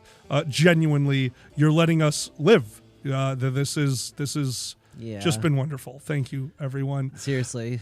We will be back tomorrow at 7 p.m. Central Time for Multiplayer Monday, where we will be playing Yakuza Like a Dragon, making fun of it nonstop for being a genuinely fun and funny game. If you've never seen Yakuza Like a Dragon, please join us. Then day off back for Heroic Hump Day, Wednesday at 4 p.m. Central Time, and Billiards but Thursday at 7 p.m. Central. Heroic Hump Day will be moving times probably right after Anthrocon. We'll talk to you more about that in the coming weeks. Thank you all for sitting through the announcements. I think that's everything. Yeah, now we don't have to look at each other. Now we don't have to look. I hate looking at you. I'm kidding. Well, you knew it all along. And as we showed, Alkali doesn't believe that I think he's attractive. I don't believe anyone thinks I'm attractive. You're fucking That's a wrong. part of being a depressive fuck. I don't know what you want from me. Well, Heroica Thursday. Thanks, Biggins. well, he don't believe me. All right. Like Shout outs. Your name is in a cup. Boom, boom, boom. Shout outs. If you're new, you're wondering what is up. We put a bunch of names into this cup. We draw one and we won't shut up. Shout outs. I wonder who is next. Thank you. Those who donate $5 a month, get their names out of the cup, and then we riff with it for a bit. And yeah, I don't know. You are so great at explaining Yeah, things. I'm very good at explaining. If you pay $5 to our Patreon, you get your name put into a cup. We will go through all the names in this cup over Sunday casts and other casts that it's appropriate for. Once the cup is empty, we will refill the cup with all those names. So our shout-outers for this week, the first one is... It is Beaten. Oh, Beaten was so wonderful. Got their name from eating beets. And not those little red things that make your pee red. Have you ever done beet juice? Yeah, sure. It's weird. It's really weird because the next day you think you're urinating blood. So, yeah. In me. I was worried because I thought he ate a ton of bees. Oh, yeah, no, ton of bees. Yeah, you don't want that. No, beets is much more. Yeah, but those weren't those beets. It was like beets from Beat Saber. Oh. Yeah, fed by sound, which is why they're huge fans of the Dragon Show. We sustained them. My deep, weird, fucking gravelly. I sound like I gargled with rocks and cum. I am aware that I have a weird voice. You sound like a dad. I do sound like a weird, fucked up version of Dad. And then you, who has that beautiful, beautiful voice just going over the waves, they're just sitting there at home with the speaker in front of them. That's good decibels. I like my voice. It's I all love right. your voice. Oh, thank you. Your voice is amazing. You used to sing sometimes. I do sing, yeah.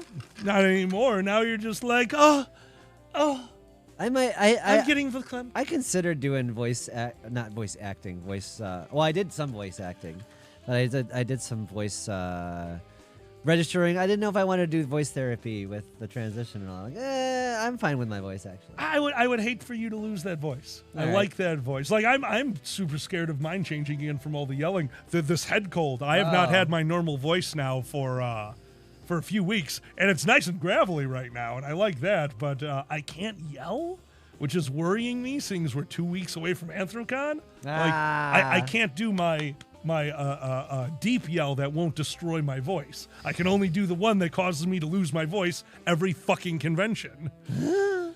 Rejected. Thank you, the mummin. The mummin. I like that. The mummin. Yeah. Embrace masculinity. What the fuck? I don't know. No, they're talking about my voice. Probably. Thank you for the bit safety. All right, and thank you, B. Thank you so much. Enjoy those sick beats. Sick beats. All right, and the next one is Quaxum Dr. Q. Quaxum Quaxum, you're one of my favorites because when I have to read out all of the "You're My Breath" name because you have that word Quaxum I have to do that, and then I get to take a breath. So appreciate your name, but the D's in there. That's the question. Why Mephiddida? Why not Mephida? No, Mephiddida. You know why? Double D. That's right. We're getting there. It's all perverted today here on the Dragon Show.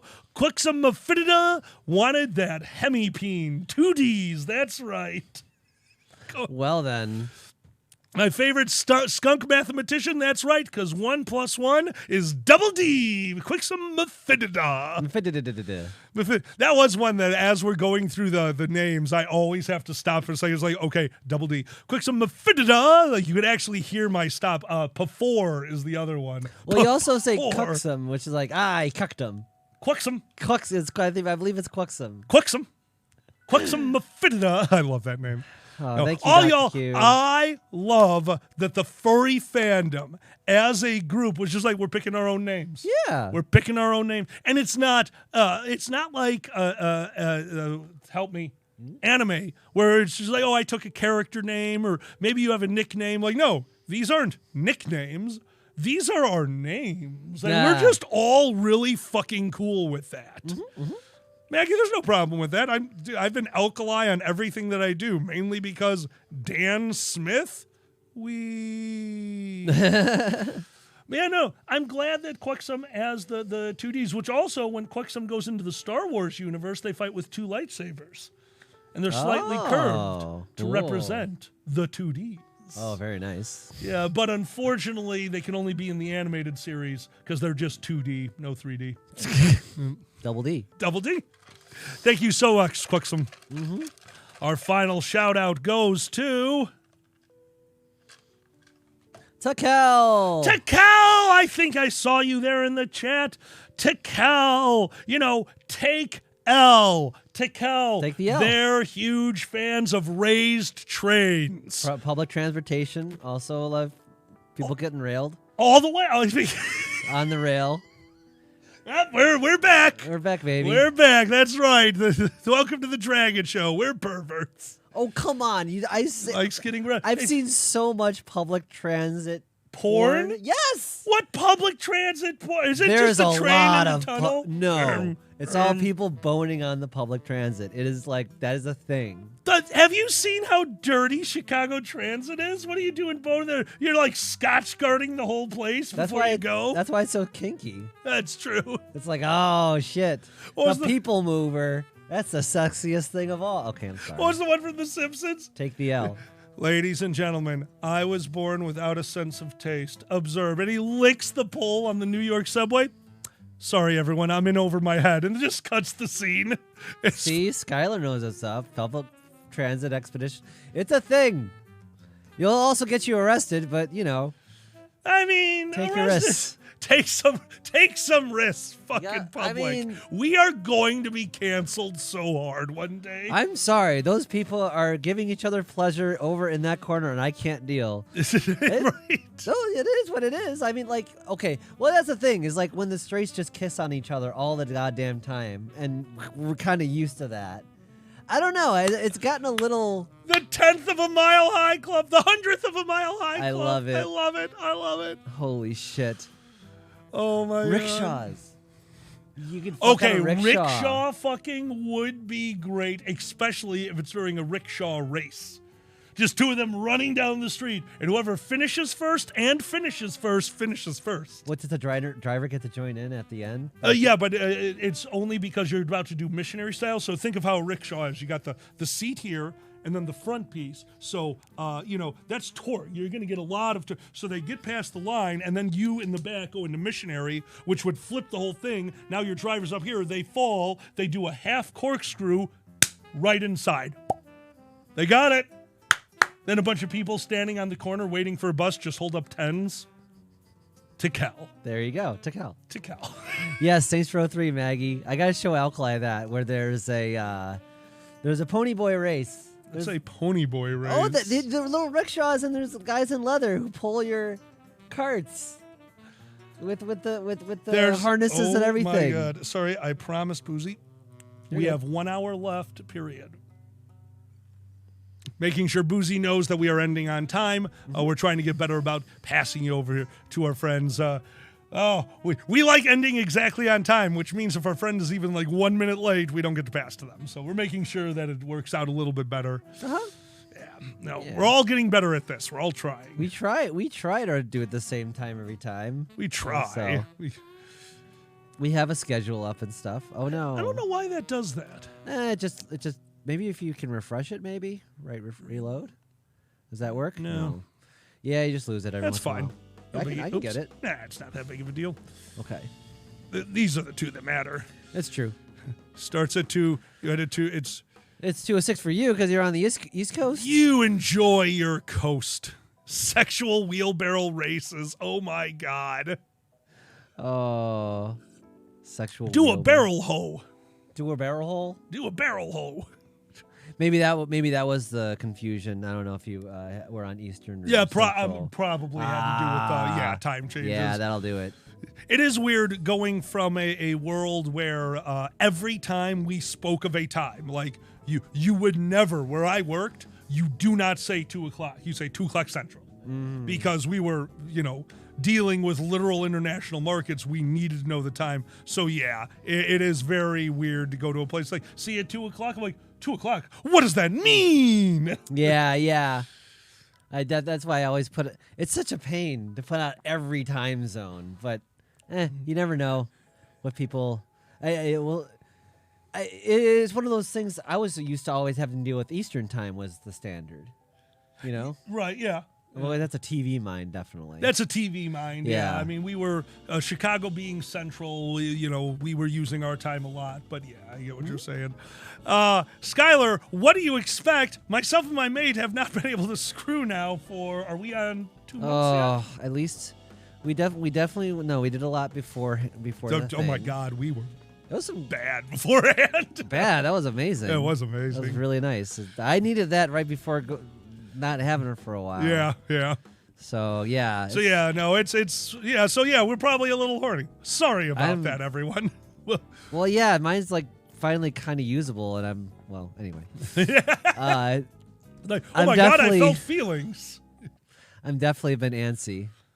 But antsy does not begin to describe it. It is adorable. I have it after dark. They can look at it if they want.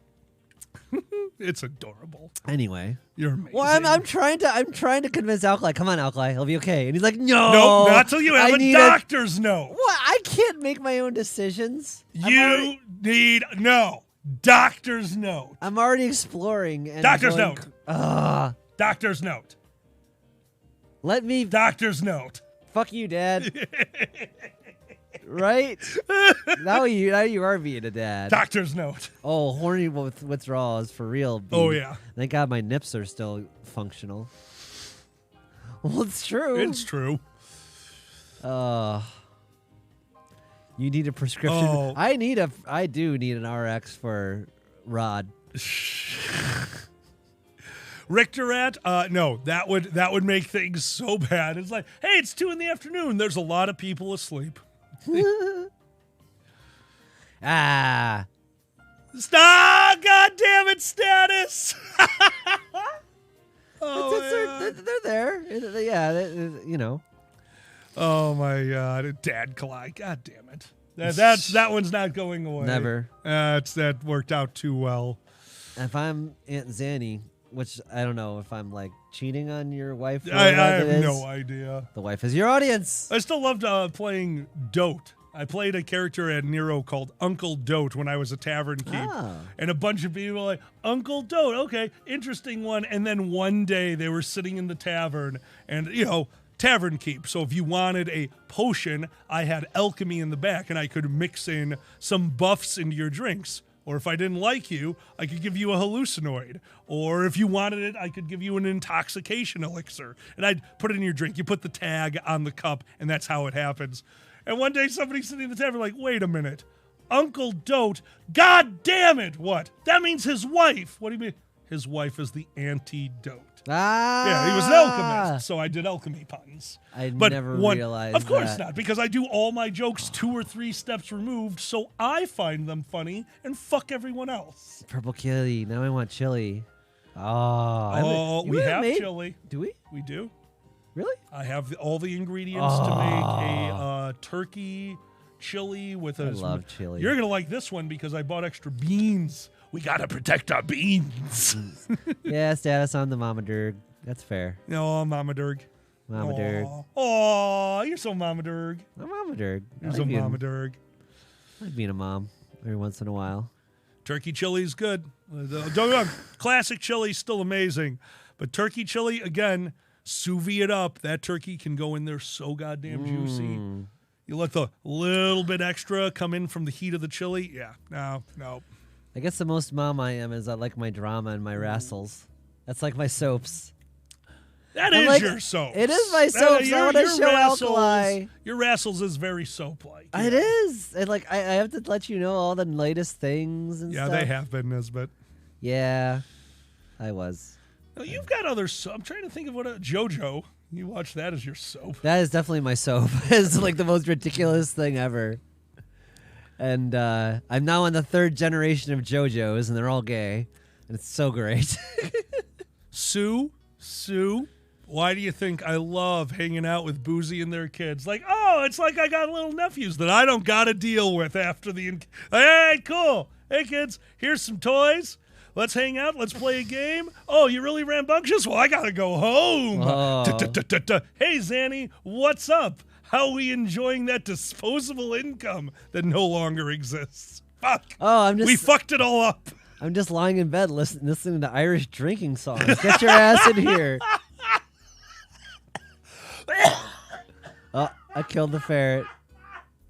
That was good. That was a good callback, babe. You just got a gully in here. Oh, good. A fern gully, if you will. Status, Drunk Uncle was one of the best from New Age Saturday Night Live. Did you ever see them do Drunk Uncle? It's the fatter comedian. I wish I could remember his name. He does a great character that's your drunk uncle from every family event, and he nails it. Oh, yeah, I've seen that.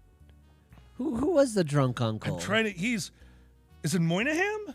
Is it Bobby Moynihan? Yeah. I think it's Bobby Moynihan. And he was like a weekend update guy, He would right? show up on Weekend Update, and he always nailed it. He plays drunk uncle so well. Yeah. B-Nuki, the wrestler with Mickey Rourke was hardcore. Oh, was it? Yeah. I don't think I saw that. It's a hard... God damn it, Ben. Did you ever see Black Swan? No, I never saw Black Swan either. Okay.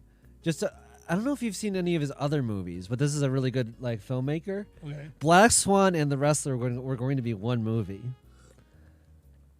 Really? About they're both very good movies.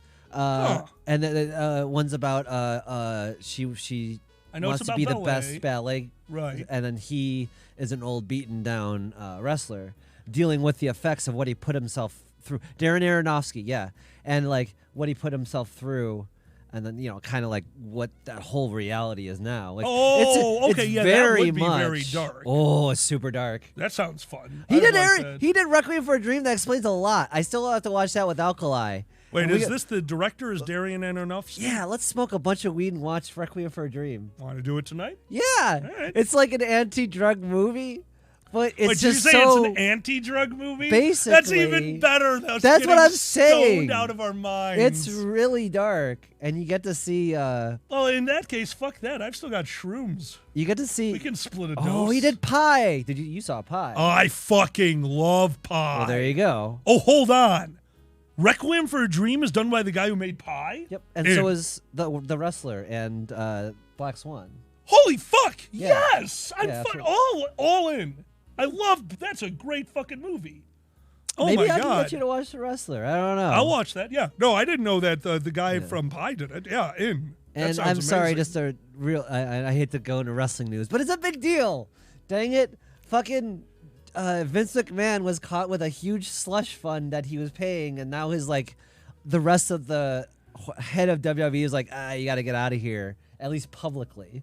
So now is that he's on hold. He's a lot of people think he's just being the head behind the scenes, and Stephanie's there just to take orders from him. Okay. So now we get back into the soap opera of reality, not so much the storyline. That's what people get interested in that shit. That's like when you were imagine Game of Thrones. If you were half the things you were talking about was the contracts of the actors, and if they get renewed. Yeah, that's kind of amazing. Yeah, it is. It's about both going on, and so now Vince has all this money that he was paying off to multiple people for bad shit. Let's just say that, But there were, it's interesting. Are you saying this director did something, a surrealist take on Noah's Ark? I'd fucking watch that. Wait, what? Hold on, and I do apologize, B. And I do this too. When you say surrealist, are we going full surrealism, classic surrealism, or is it a surrealist take? I use the term kind of in and out as well. Yeah, so. I kind of stayed away from Noah just because I was on my Bible kick at the time. I'll still watch it out of interest, though. Don't get me wrong. I totally agree with you and everything, but again, we're talking about open source. I want to see stories based off Bible stories that turn everything up on its head. Life of Brian. Life of Brian is one of my all-time but that's favorites. That's a spoof. Yeah. But now, give me a surrealistic take on Noah's Ark. Yeah, I'm kind of interested in that. Yeah. I would watch surrealistic Noah's Ark. We know it's all fake. It's we're not going to leave the movie and it's we need to go to church.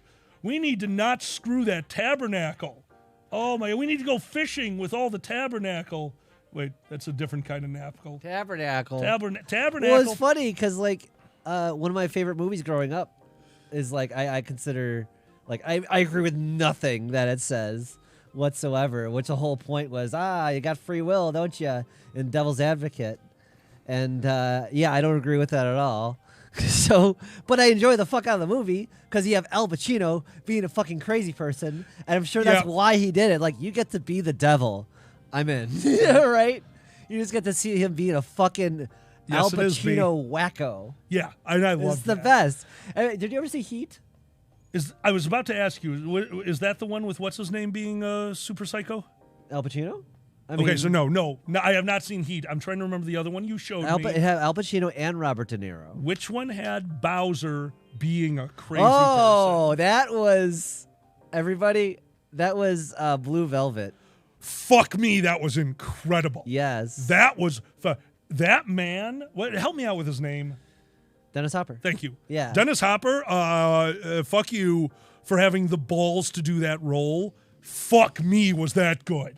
Fuck me, was that a behind closed doors, a man with problems. And him doing that on camera, fuck, you've got fucking balls, dude. Well, that was kind of the whole point of incredible. The movie. It was. No, it was. And it worked. But I can't imagine performing in a scene like that. Ooh. That was incredible. Tezcat, what did Tarsum do? I know he did some really surrealist shit. Tezcat Magic Jack mentioned Tarsum. I recognize the filmmaker. Yeah, I don't know that one. He might have done. Yeah, don't you fucking look at me! Holy shit! And just huffing the goddamn dentist gas. Yes, the whole time. No, fucking, so fucking great. incredible. Yeah. Tarsum, I remember. Yeah, I don't know Tarsum. Or do I? And I just don't realize. You might have. I believe The Cell. The Cell. There you go. Yes, Tarsum. Okay. I saw some of The Fall. That was really visually stunning, and I never saw Immortals. I never saw The Fall or Immortals, but I love The Cell. Brazil, is that the one you want me to watch? Oh, that's a classic. Yeah, I didn't know about Brazil, so that's one that Zanny told me Brazil about. Sometime. I would watch that. Yeah. Brazil's good. What do you call the future of everything sucks. Oh, those are kind of- fun. It's kind Dystopian. of dystopian. I'll watch Dystopian Future. It's definitely a dystopian future about Dark City was a little dystopian future. Yeah, very I'm not. much so. They're better at names than I am. Yeah. Oh, I excuse me, also everyone. like. I'm just not well, feeling well. oh, Robert De Niro was in it. Oh, very cool. Yeah, he plays he has a cute little bit role, but it is directed by Terry Gilliam. Yeah. He's always a great director. Imaginarium of Dr. Parnassus. Oh my God, that was so fun. Yeah, and I never saw.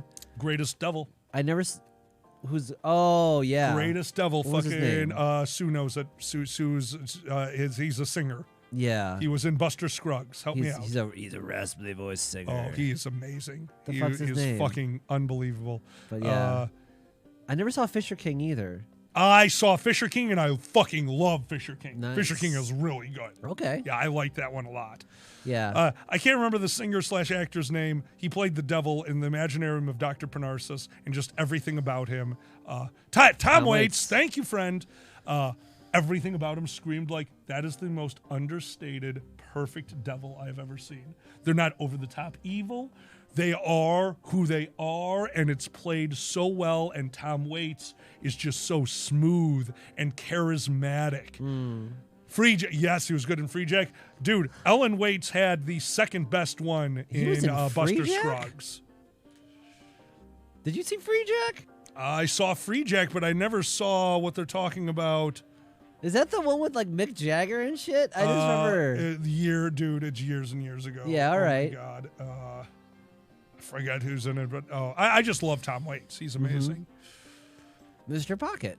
Yeah, B. I totally agree. Big Fish was a great one. Big Hell yeah. Fish makes me cry my eyes out. That is the ultimate Father's Day movie. I kind of agree. Big Fish is beautiful. It's just a well done movie. It is. Also, Danny DeVito, go you! Just big old Danny DeVito ass. Of course. Fuck yeah, Danny DeVito. Oh, was he naked in that? Yeah, he Nice. has some kind of a transformation thing, and he's Awesome. nude in the next scene. That's right. I'm trying to remember, what other dad movies would you recommend for Dad Day? Oh, really quick, Moonshine. I'd never seen that. John Glover playing a devil. Okay, yeah. I've got a easy watch for Dad Day. It's not the best movie ever, but it's definitely at least what you can watch the what do you call it? The montage. Watch the Treasure Planet montage with that song because that's a really good song. Oh yeah, you've told me that. I never. Wait, you got? We watched Treasure Planet. We were stoned, and I don't remember. Yeah, but we did watch it. Road to Perdition. That's Road to another Perdition, good one. I've got an unpopular opinion. Don't like it? I don't. No. I have a movie I would watch for Father's Day, but What? I think it's a horrible movie to watch. Okay. World's Best Dad is amazing. I love World's Best Dad. World's Best Dad is Dude, a that's fucked up, brilliant movie. Please watch World's Greatest Dad. Yeah, Is it I'm World's still Greatest here. Dad? Okay. V, right? It's one of the best fucking Disney songs ever. It really is. And it's just like the movie's not great, but it's got a nice montage. It's got dad. Okay, maybe it's we'll got have to rewatch that sometime when I'm not blitzed out of my mind. Yeah, no, it's just a really solid. It's him and the captain. They're having father-son moments without being father and son, if you will. Oh, no, Just you dad figure dealy. Dad energy. be nice. Oh wow, that's cool, Nisbet. Oh, I didn't know that. That's funny because I used to know the local movies that we were affected by, which was Ferris Bueller's Day Off, because there was Classic. ones around town, and Glen Ellen was. I lived near Glen Ellen, Yep. which was a rich hoity-toity area, and that's where Cameron drove his thing off Yep. and whatnot. Yeah. I'm sure a lot of you know this story for Chicago movies. I was working the night they filmed Batman. Which Batman has the Joker in it? Christopher Nolan. Which one is that? Oh my God, B, that's really cool. Beautiful Mind was shot at their college. Oh, cool. I can't remember. The Batman, Christopher Nolan's Batman with the Joker, where they flip the truck, is a practical. Thank you, Dark Knight. Yeah. Is a practical effect. You did They deal with that. flipped a truck on the street outside of my office. Literally, if you watch the movie, Batman drives their motorcycle down the street. The street is a T junction, so it goes straight and then branches off to the right and left. He goes up onto a building, vertically, turns this motorcycle around, and then comes back. There's a plaque on the wall. That is my office. That is the Chicago Board of Options that I worked above. When they flipped that truck, it hit the ground, broke pavement, and shook everything. We weren't alerted that there was going to be something filming directly outside of our building. We heard a giant piercing noise, and the building shook. We literally thought it was a terrorist attack. It was a real thing. And, of course, because it was our job, what did we do?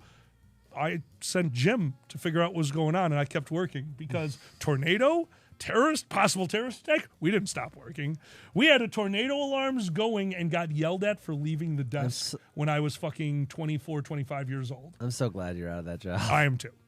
Jesus Christ. That was during the really bad time. Like, we did get better. Oh, no, I don't care either. But, yeah, there was a point where leaving the desk during a literal tornado alarm in a glass building on the 13th floor was met with animosity from a manager. Nothing says we don't care about our employees. The money is what's important more than that shit. Because they definitely had that energy. They 100%. We had a piss bucket, Zan.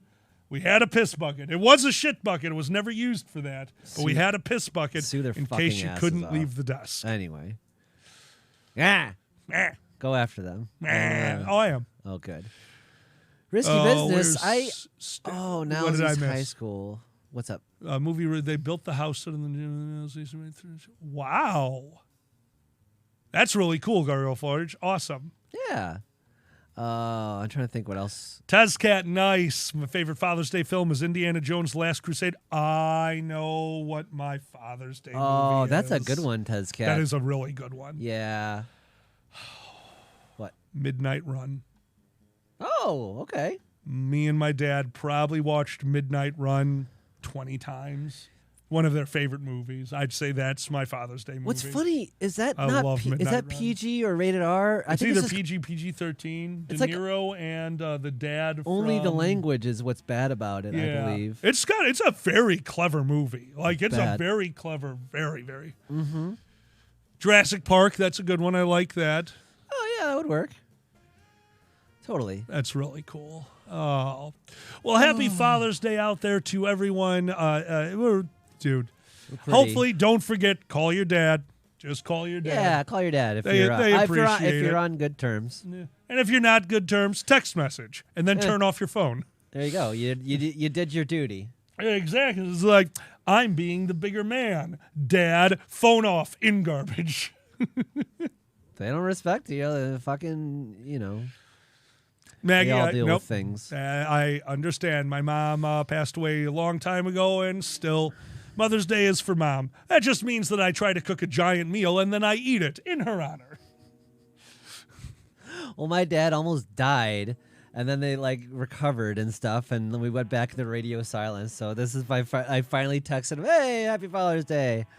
So I'll talk to them after this. It'll be awkward, and that'll be it for a while. Yeah, no, you did your. Hey, the classic, not the Chicago toast. This one's from the Dorsai. To absent friends. Absent friends. Take a sip. Ooh. To present company. To present company. Oh, to all your dads out there. Yeah.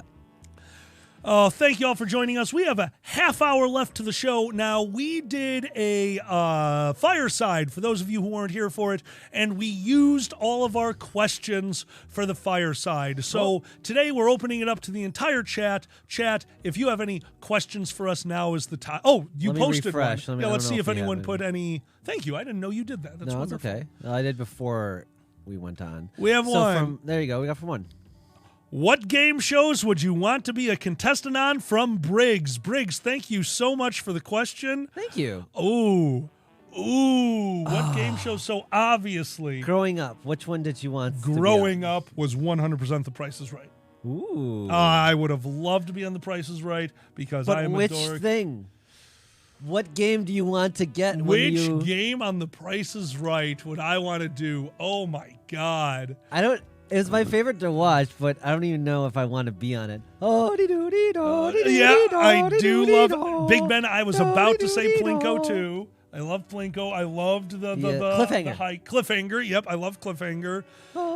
There's a lot of genuinely good games in The Price is Right. It's just a fun, stupid game. I liked the one that I want to be on the game show where you do the different memory things, and then there was a behind the image. You had to put the pictures together to make Yes, the thing. yes. You know what that was? I don't know what it was, but I know the game you're talking about. That was I can picture fun. it. And yes, I wanted to spin the wheel. I think B might have yours.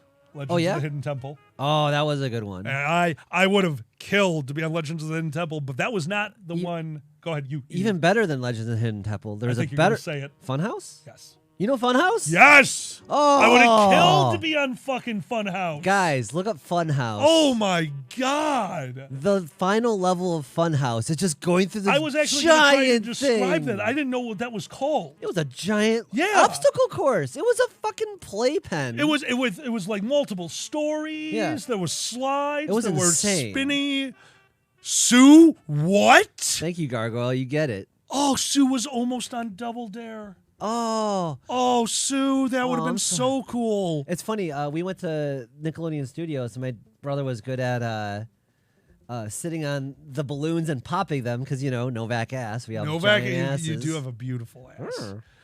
Greg says guts. That's one for you. You always liked guts. And then when I took HRT, my ass grew 3 times that day. Your ass grew 3 sizes that day. It changed shape. It was wild. I couldn't stop feeling my booty.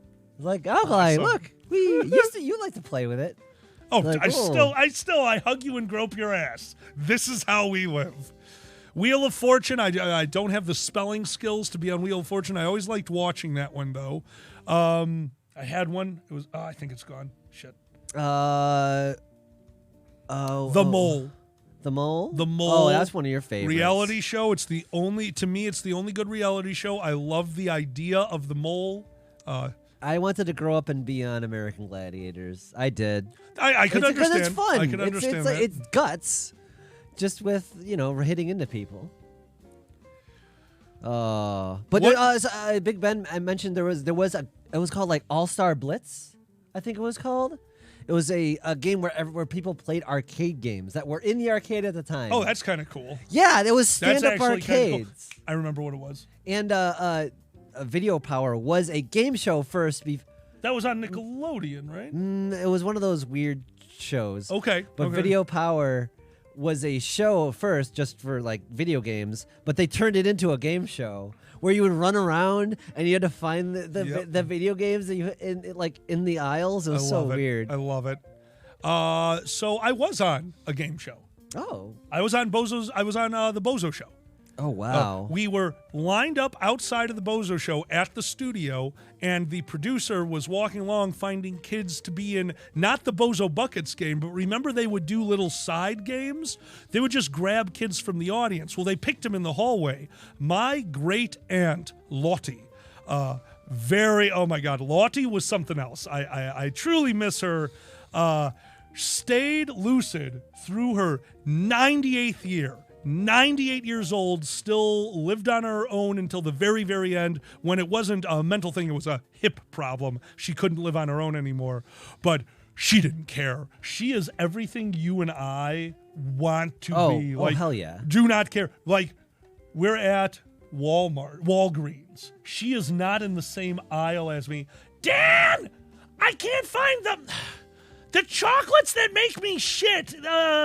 The laxative, they're chocolate. Dan! Well, she my gets mother, she was talking about the chocolate X-Lax. Yeah, that's awesome. And she was skinny as a rail because she ate like 3 chocolate X-Lax a day. Like, and she always danced. And she was a professional ballroom dancer. That's awesome. At weddings, she would come up to me because we could play around. She, like I said, she was lucid. She knew that I had a sense of humor. And you're like, these fucking kids doing it was like the chicken dance at the time. It wasn't even the Macarena. She's like, no, we'll show them. And she'd take me onto the dance floor and literally take the male role, spinning me around. Wow. I couldn't dance at all. Still can't. She could. She was so good. She could make the person she was dancing with dance, to the point where at my graduation she was there, and my buddy Dave from Nero, my buddy Dave got cornered by her because Dave was a very friendly person, and my aunt, my 80-year-old aunt at the time,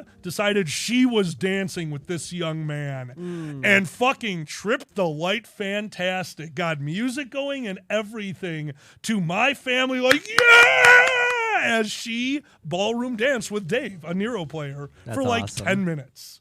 Yeah, no, Lottie was amazing. So we're in line at the Bozo show. The woman, the producer, is walking along, picking the people to be in these games. Lottie goes, this one would be really good, and literally shoves me out of line into her. And she goes, okay. And Lottie's like, you're welcome. We haven't danced together, the classic walk-around bullshit. We've danced at weddings. Oh, have we? Absolutely. All right. Absolutely. It's just been so while since it's the been a wedding. very long time since a wedding. Yeah, no, Yeah. we've danced a few times, mainly at weddings. I mean, you and I really don't go into places where dancing is an option. Yeah. Yeah. Well, What game did you play? If I remember correctly, it was you take a sleeping bag. You have it down on the ground, you pull it up, you have to be standing, you pull it up over your head, you take it off, you pass it to the person behind you, and I was at the back of the line. So I put it up over my head, pulled it down, turned around to Bozo, and he goes, you did it? He's like, yay! And I got a version of the game Quicksand. It's still in my basement. Oh. Yeah, I won a game of Quicksand. you know, someone mentioned ballroom dance and all this stuff. Let me ask you a weird question. Yep. Has anyone done the theme furry prom?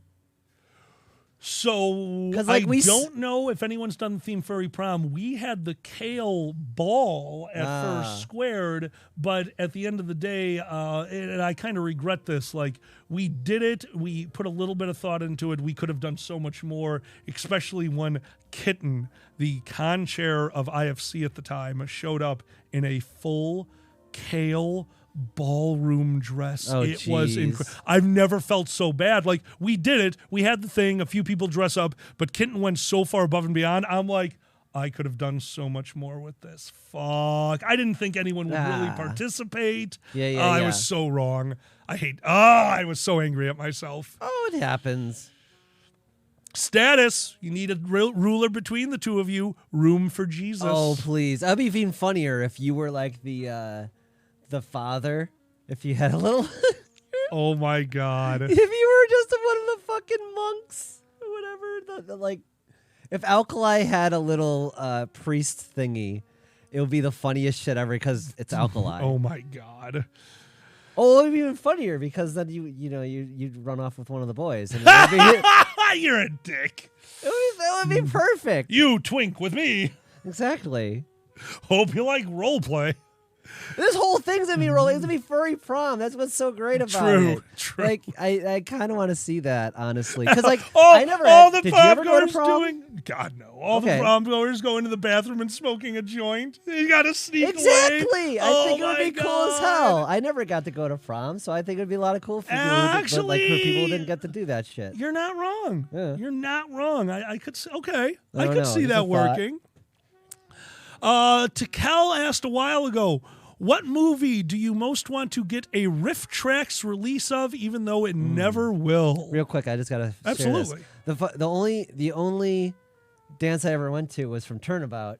And I got asked out by she's great actually. She's a friend I know. She asked me out to Turnabout, and the funny part is she's lesbian now, but she was squeezing all over me. And she said she like messaged like it makes all sense. And when I came out and transitioned and all that kind of stuff, because she knew. She knew. She knew. She knew. She knew. She knew. Big Ben says, did I tell you all I lived as a Benedictine monk for 6 weeks? What the fuck? Wow, that's pretty wild. So I think my weirdest I- one. You go. Similar to that, the weirdest thing is when I first started dating, I was going out with the valedictorian of a Catholic college, where literally he was like the RA as well of the floor, and like people were like, yes, what's the matter, what's the matter, my child, or like I need help with this or that, and I'm like standing there, I'm like sitting there in his fucking thing. He's giving like spiritual advice to someone, and he would just like he would give them shit, that's spiritual fucked. advice and then go blow me, like. It was like he was career. He had figured it out. And he was going to be the valedictorian. He was graduating that year. I got to find out where the fuck he is. I'm just super curious what he's up to these days. And I tried to explain furry to him, and he just was confused. Oh my god! It was like not even. Anyway. I used to do the Jesuit silent retreat every year because I loved it. I loved it. There is a mansion in way south of Chicago. I think it's way south. It doesn't matter. There's a mansion owned by the Jesuit priests that do a silent retreat. And it's literally show up on a Friday, leave on a Sunday. You show up Friday, you say hi to everyone. And yeah, it was their religious thing, but they didn't push anything on you. It was a location. The religious thing was happening over here, but what it was at one point, you had Friday lunch. Once Friday lunch was served, you'd all talk during Friday. The moment Friday lunch was over, no talking. There was an entire mansion to explore. It was on a giant piece of property. There were hiking paths, and everyone got their own private room, and you were just silent and with yourself for the weekend. They had activities. You could go to their chapel and be part of their service. I would never do that. They would serve 3 meals a day, breakfast, lunch, and dinner, and Saturday lunch. Oh, Saturday lunch was fucking, what did we call it? I was stalling so I could think of the name of it. I can't remember what we roofie stew. Jesus Christ. Dude, the stew was so hearty, served on top of the best cornbread you've ever had, that afterwards they literally had a siesta. Ooh. All activities stopped. So it was Saturday, you woke up, had breakfast, they did stuff. I would go walking around and just enjoy some alone time. You'd go in for lunch. They would serve this insanely hearty beef stew. Dude, I cannot describe to you. It was like pouring molasses over your cornbread. Lunch would end, and everyone would go and have a nap. If you forced yourself to stay awake, you had a mansion to yourself. And I don't mean a mansion like, oh, there's a mansion with a bunch of hotel rooms. Like, no, that was one side of it. The other side was the ballroom, like a professional Victorian era ballroom, the music room, the theater room. It was fucking incredible. And it was just, we couldn't use the theater room, which was super disappointing. But it was just 3 days to be with yourself. And I kind of miss doing that. Oh, yeah, sure. You could do that, but with yourself. Yeah. Without Jesus. Oh, yeah. I get you. The location helped because, you know me, I love, honestly, oh, sure, I love architecture and all that kind of infrastructure. stuff. How cool is it to go into a building that needs a boiler room and have full access to literal, do you have any idea what it takes to heat and plumb a fucking mansion? We're talking about this was a 100-room mansion that they're still expanding on. Dude, it is insane. It is insane what it takes. So I would just hang out in the boiler room. It was right off Hanging the out library. in the boiler room with Freddie. Freddie's cool. That's the only thing I knew about Freddie was he was in the boiler room. Yeah, that's right. He was in the boiler room.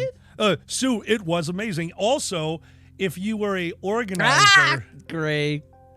You just got to see him when he's exhausted. Believe it or not, I'm actually a very quiet person. I not when I talk, but sometimes it's just nice to be alone. You be with your thoughts. Yeah, of course. You blow your verbal load, if you will. Yeah, You're just that's like right. you just be like, oh. Yeah, I'm in the come down. Here we go. The mansion had a side house that you could get if you were an organizer that no one really took. It was kind of just there. You know who took it?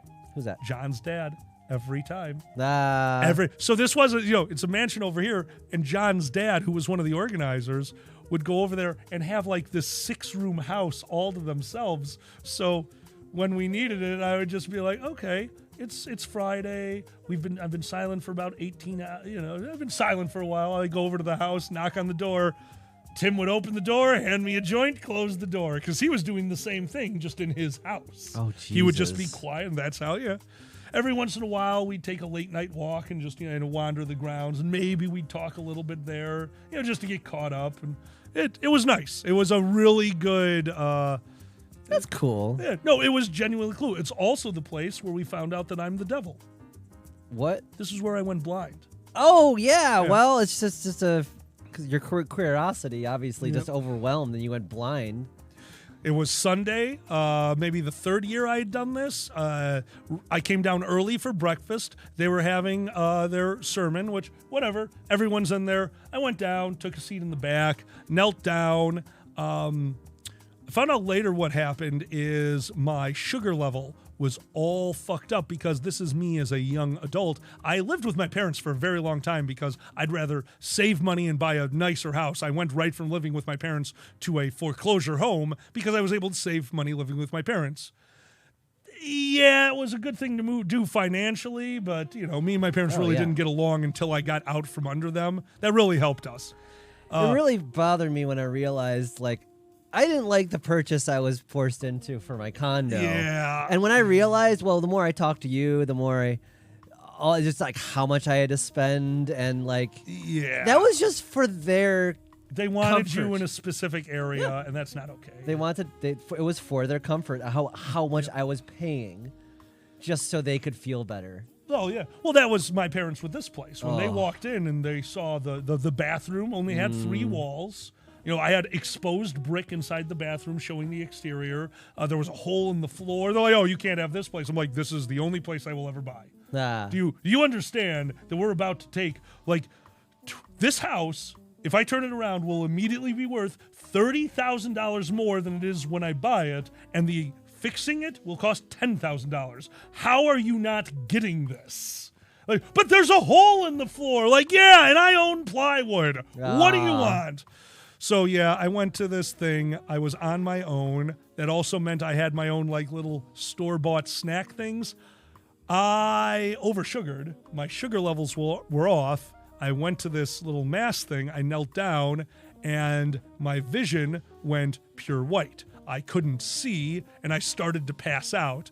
And at the time, I was still living in my own head. So I was like, oh my God, I cannot pass out in a fucking church. What the fuck? And John, who is up front with his dad, is leaving the church now. Now service is over. We're all going to go get food. And they walk past me, and I'm still kneeling there, head down, eyes closed, wow, Dan's having a moment. Oh, wow, we should leave him there and be very polite and kind and just, oh my God, Dan is.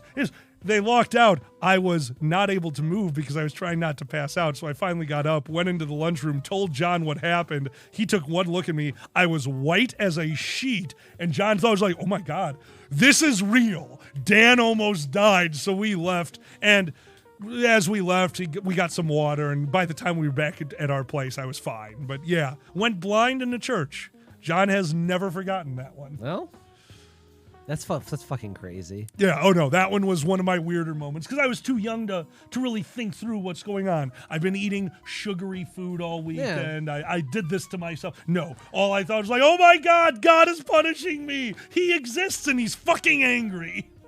Well, yeah, you had to wonder, Absolutely. Oh. But then my logical mind, hopefully, I finally solved it.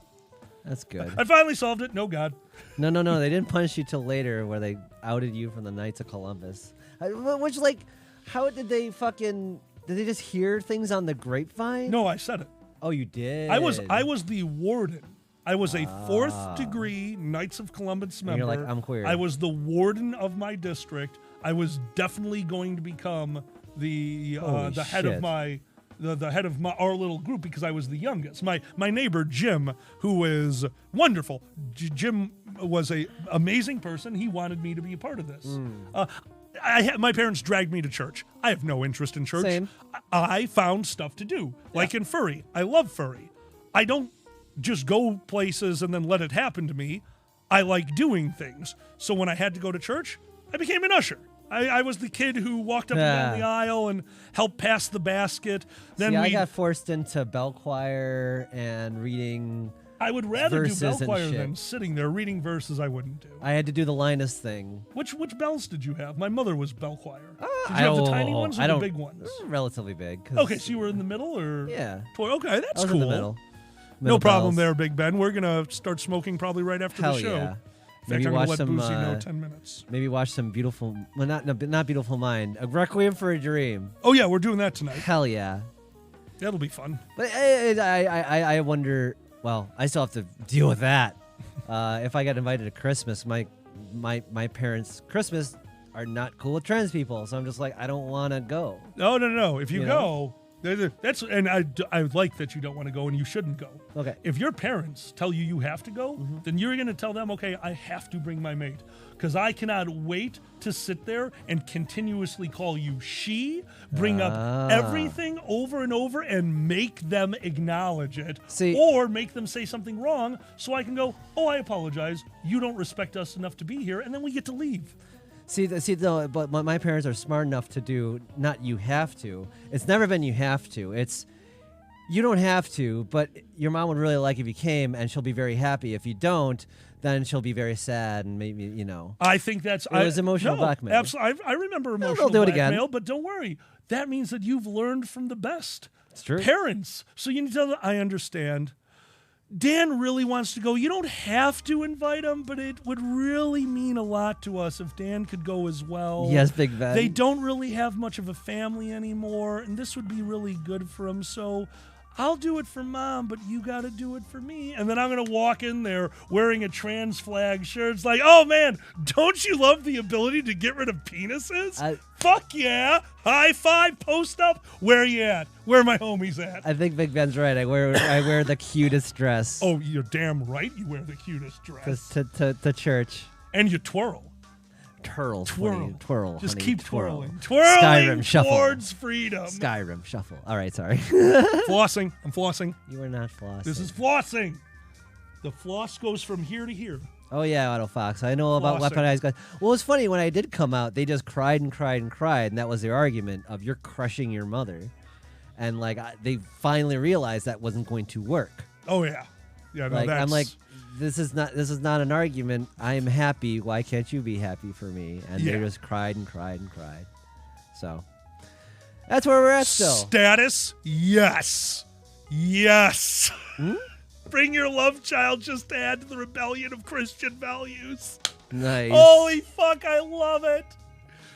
My big one is now I did end up telling my dad. Hold no, on, please, real you quick. first. No, all you. You always say if my parents ever argue with me, I could win the argument every Can't tell time. people this. It's really funny. Fine. Uncle, I just drop your pants right there. And then stay perfectly silent and just stare. Yeah. Just if they start to argue with you, oh my God, I can't believe you're ruining your life, da da da da da. Just unbuckle Whoosh. and just drop them and then stare. What are they going to do? They will short circuit. They will walk away. You've won every argument, especially if you lay an egg while they're looking. Just right out of your vagina. Just an egg. Just pants falls down, on the hands on hips. egg. Peter Pan pose. Yep. Oh God. See, to Kel, over the top stuff like that doesn't work. It's got to be the subtle. It's got to be the subtle. When they say, hey, we need you to be at church today, it's like, okay, give me 3 hours. I got to put on my makeup. That's the subtlety. They're like, well, don't worry about it. Maybe next. That's the subtlety. Yeah, no. You want me there? I will be there. Not the person you want there. I will be there. And once they remember that, that's how I got through with my parents. Like, they wanted me to do a lot of things too. My mother was very big in the church. Okay, I'll go. I will be there. Not somebody else. If this is a talking thing, I'm going to talk. And you know what I'm going to say. Oh. My parents lost it when I told them that I would not be a part of their religion. My friend was actually the one who said this. Wow. I couldn't believe it. How can I be part of a religion where you tell me that is all about love and caring, but my friends are homosexuals and I love them, your God does not? That makes no sense. I have more love than God. Your religion is wrong. Yeah. Like, that's a really eloquent way to say that. That was my buddy Matt who ran my D&D group. And yeah, I had no problem sharing my opinion, ever. I joined the Knights of Columbus because my neighbor got me into it, and they were a charitable organization. Until the people involved in Knights of Columbus got involved, I loved it. Oh, I man. loved standing out on the street in a torrential downpour, collecting fucking money and giving out, what do you call those things? Tootsie Rolls. For the People with Mental Issues Foundation. Oh, okay. Yeah, I would, especially if it was raining. I was a 20-year-old kid standing out there in the rain, refusing. People would offer me umbrellas, like, you want this? Like, dude, I'll make more money without the umbrella. They would laugh and drive away. It was great. Alrighty. Oh, thank you, Skylar. And thank you, Maggie. Good. We'll be passing over to Boozy in 6 minutes. Yeah. B, have a wonderful day. Good to see you. Oh. Gargoyle, nice. Do I wear the sparkly cocktail dress or the little black dress for communion? There you go. Ooh, that's a good question. Well, and we did communion every time because that's the way we were. I was Methodist. I might have lost the line, Maggie. It's pretty much like just regular suburban church. That's all I can say. It's dirgy and just that's the tone. Once a year, all I know is that my parents asked me, go on Christmas, give us that, and they asked in the right way. They didn't. Okay. They didn't. You all right? Fine. You know what I got to see every year on Christmas? My mom playing fucking Carol of the Bells with the bell choir. Oh, well, Every year they would do it at the end of Mass. I'm like, okay, I get to listen to a live version of Carol of the Bells done with the church bells, and they were good. So yeah, all right. I found something to like about it. when I was in church, I would make little cartoons with the offering things. I would draw, Nice. and then it was a flip book. I would have like the little like contra guy blow somebody up, like look, Mom, I made a thing. I made a And thing she's like, while stop listening to drawing. Jesus. Stop drawing on the offering. Like I'm entertaining myself. I could be I yelling. literally would draw on those stupid offering things You because I should. was so fucking bored.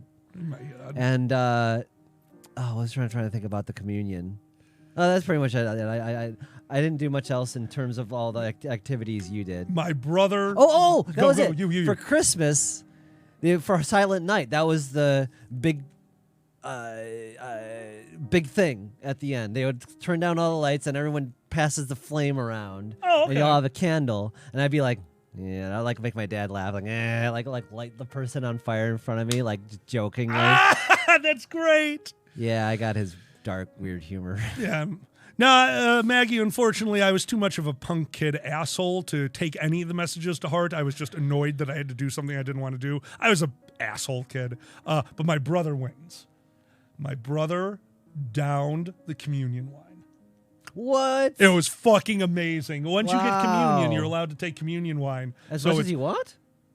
Or like- There's no actual rule, but it's supposed to barely like touch your lips, which Yeah, I yeah, always yeah. thought was disgusting. we got grape juice. No, we did wine. That's they, wild. They would put a bit of wine in the 'Cause cup. Catholics, My yeah. brother we were just communioned, so we were up towards the front, meaning my brother got up there early, and the wine cup, don't get me wrong, big wine cup, a little bit of wine, but for a kid, it's still a mouthful of wine. My brother just fucking upended it. My mother audibly gasps, and my father leaves. Fucking amazing. Like, they had no idea no one actually explained. They probably did when you think about it. That's They amazing. probably explained it. We just didn't listen.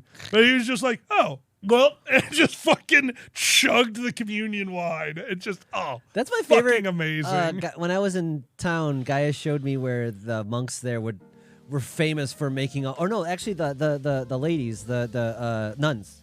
Yep. At that one convent were known for making all his beer and being sloshed 24/7. Like, what else are you gonna do? Like that, they were just entertaining themselves. Like that was the thing for them to do. There is a monastery in Kentucky. This is real. You can find it online. There's a monastery in Kentucky that makes their own bourbon, and they sell it in chocolate bars. Fudge, not chocolate bars, fudge. And we would buy this as gifts for our broker friends while we were at work. So every year we'd also buy extras and we'd take them home. Dude, the chocolate was flammable. It was so fun. We were getting drunk at work off of chocolate. It is amazing. Monks know what they're doing. We got about a minute left, so we're gonna toss to Boozy here when we turn. Trend Shark says hello. Yes, they and do name goodbye. posts. You know who they are. They're both aloha. Yeah. Hello, aloha. Aloha. Aloha. Oh, Trans Shark needs a bath. Oh, it's half. Hey. What? Hey, Hi. hey. Can you see right through me? I can see right through you. Yeah. You know why? Why? Put your hand in my mouth. Oh. Ah! Anyway. Sorry, we torture each other with these things. Thank you all for being here. Thank you all for being part of our Patreon. That beautiful new artwork. Zanny, oh my God, it looks so fucking good. Thank you. It looks so fucking good. Don't forget, we will be back tomorrow at 7 p.m. for Multiplayer Monday, where we will be playing... We don't know what we're playing on Multiplayer Monday. Oh yeah, we gotta figure that out. It'll probably be golf. But and then Hero Comp Day will be Yakuza. Billions Bethesda will be back 7 p.m. Central on Thursday. And again, thank you all for being here. Don't forget to join our Patreon. And if you've enjoyed this, hit that like and subscribe button. It really helps us get word out to you when we're doing things.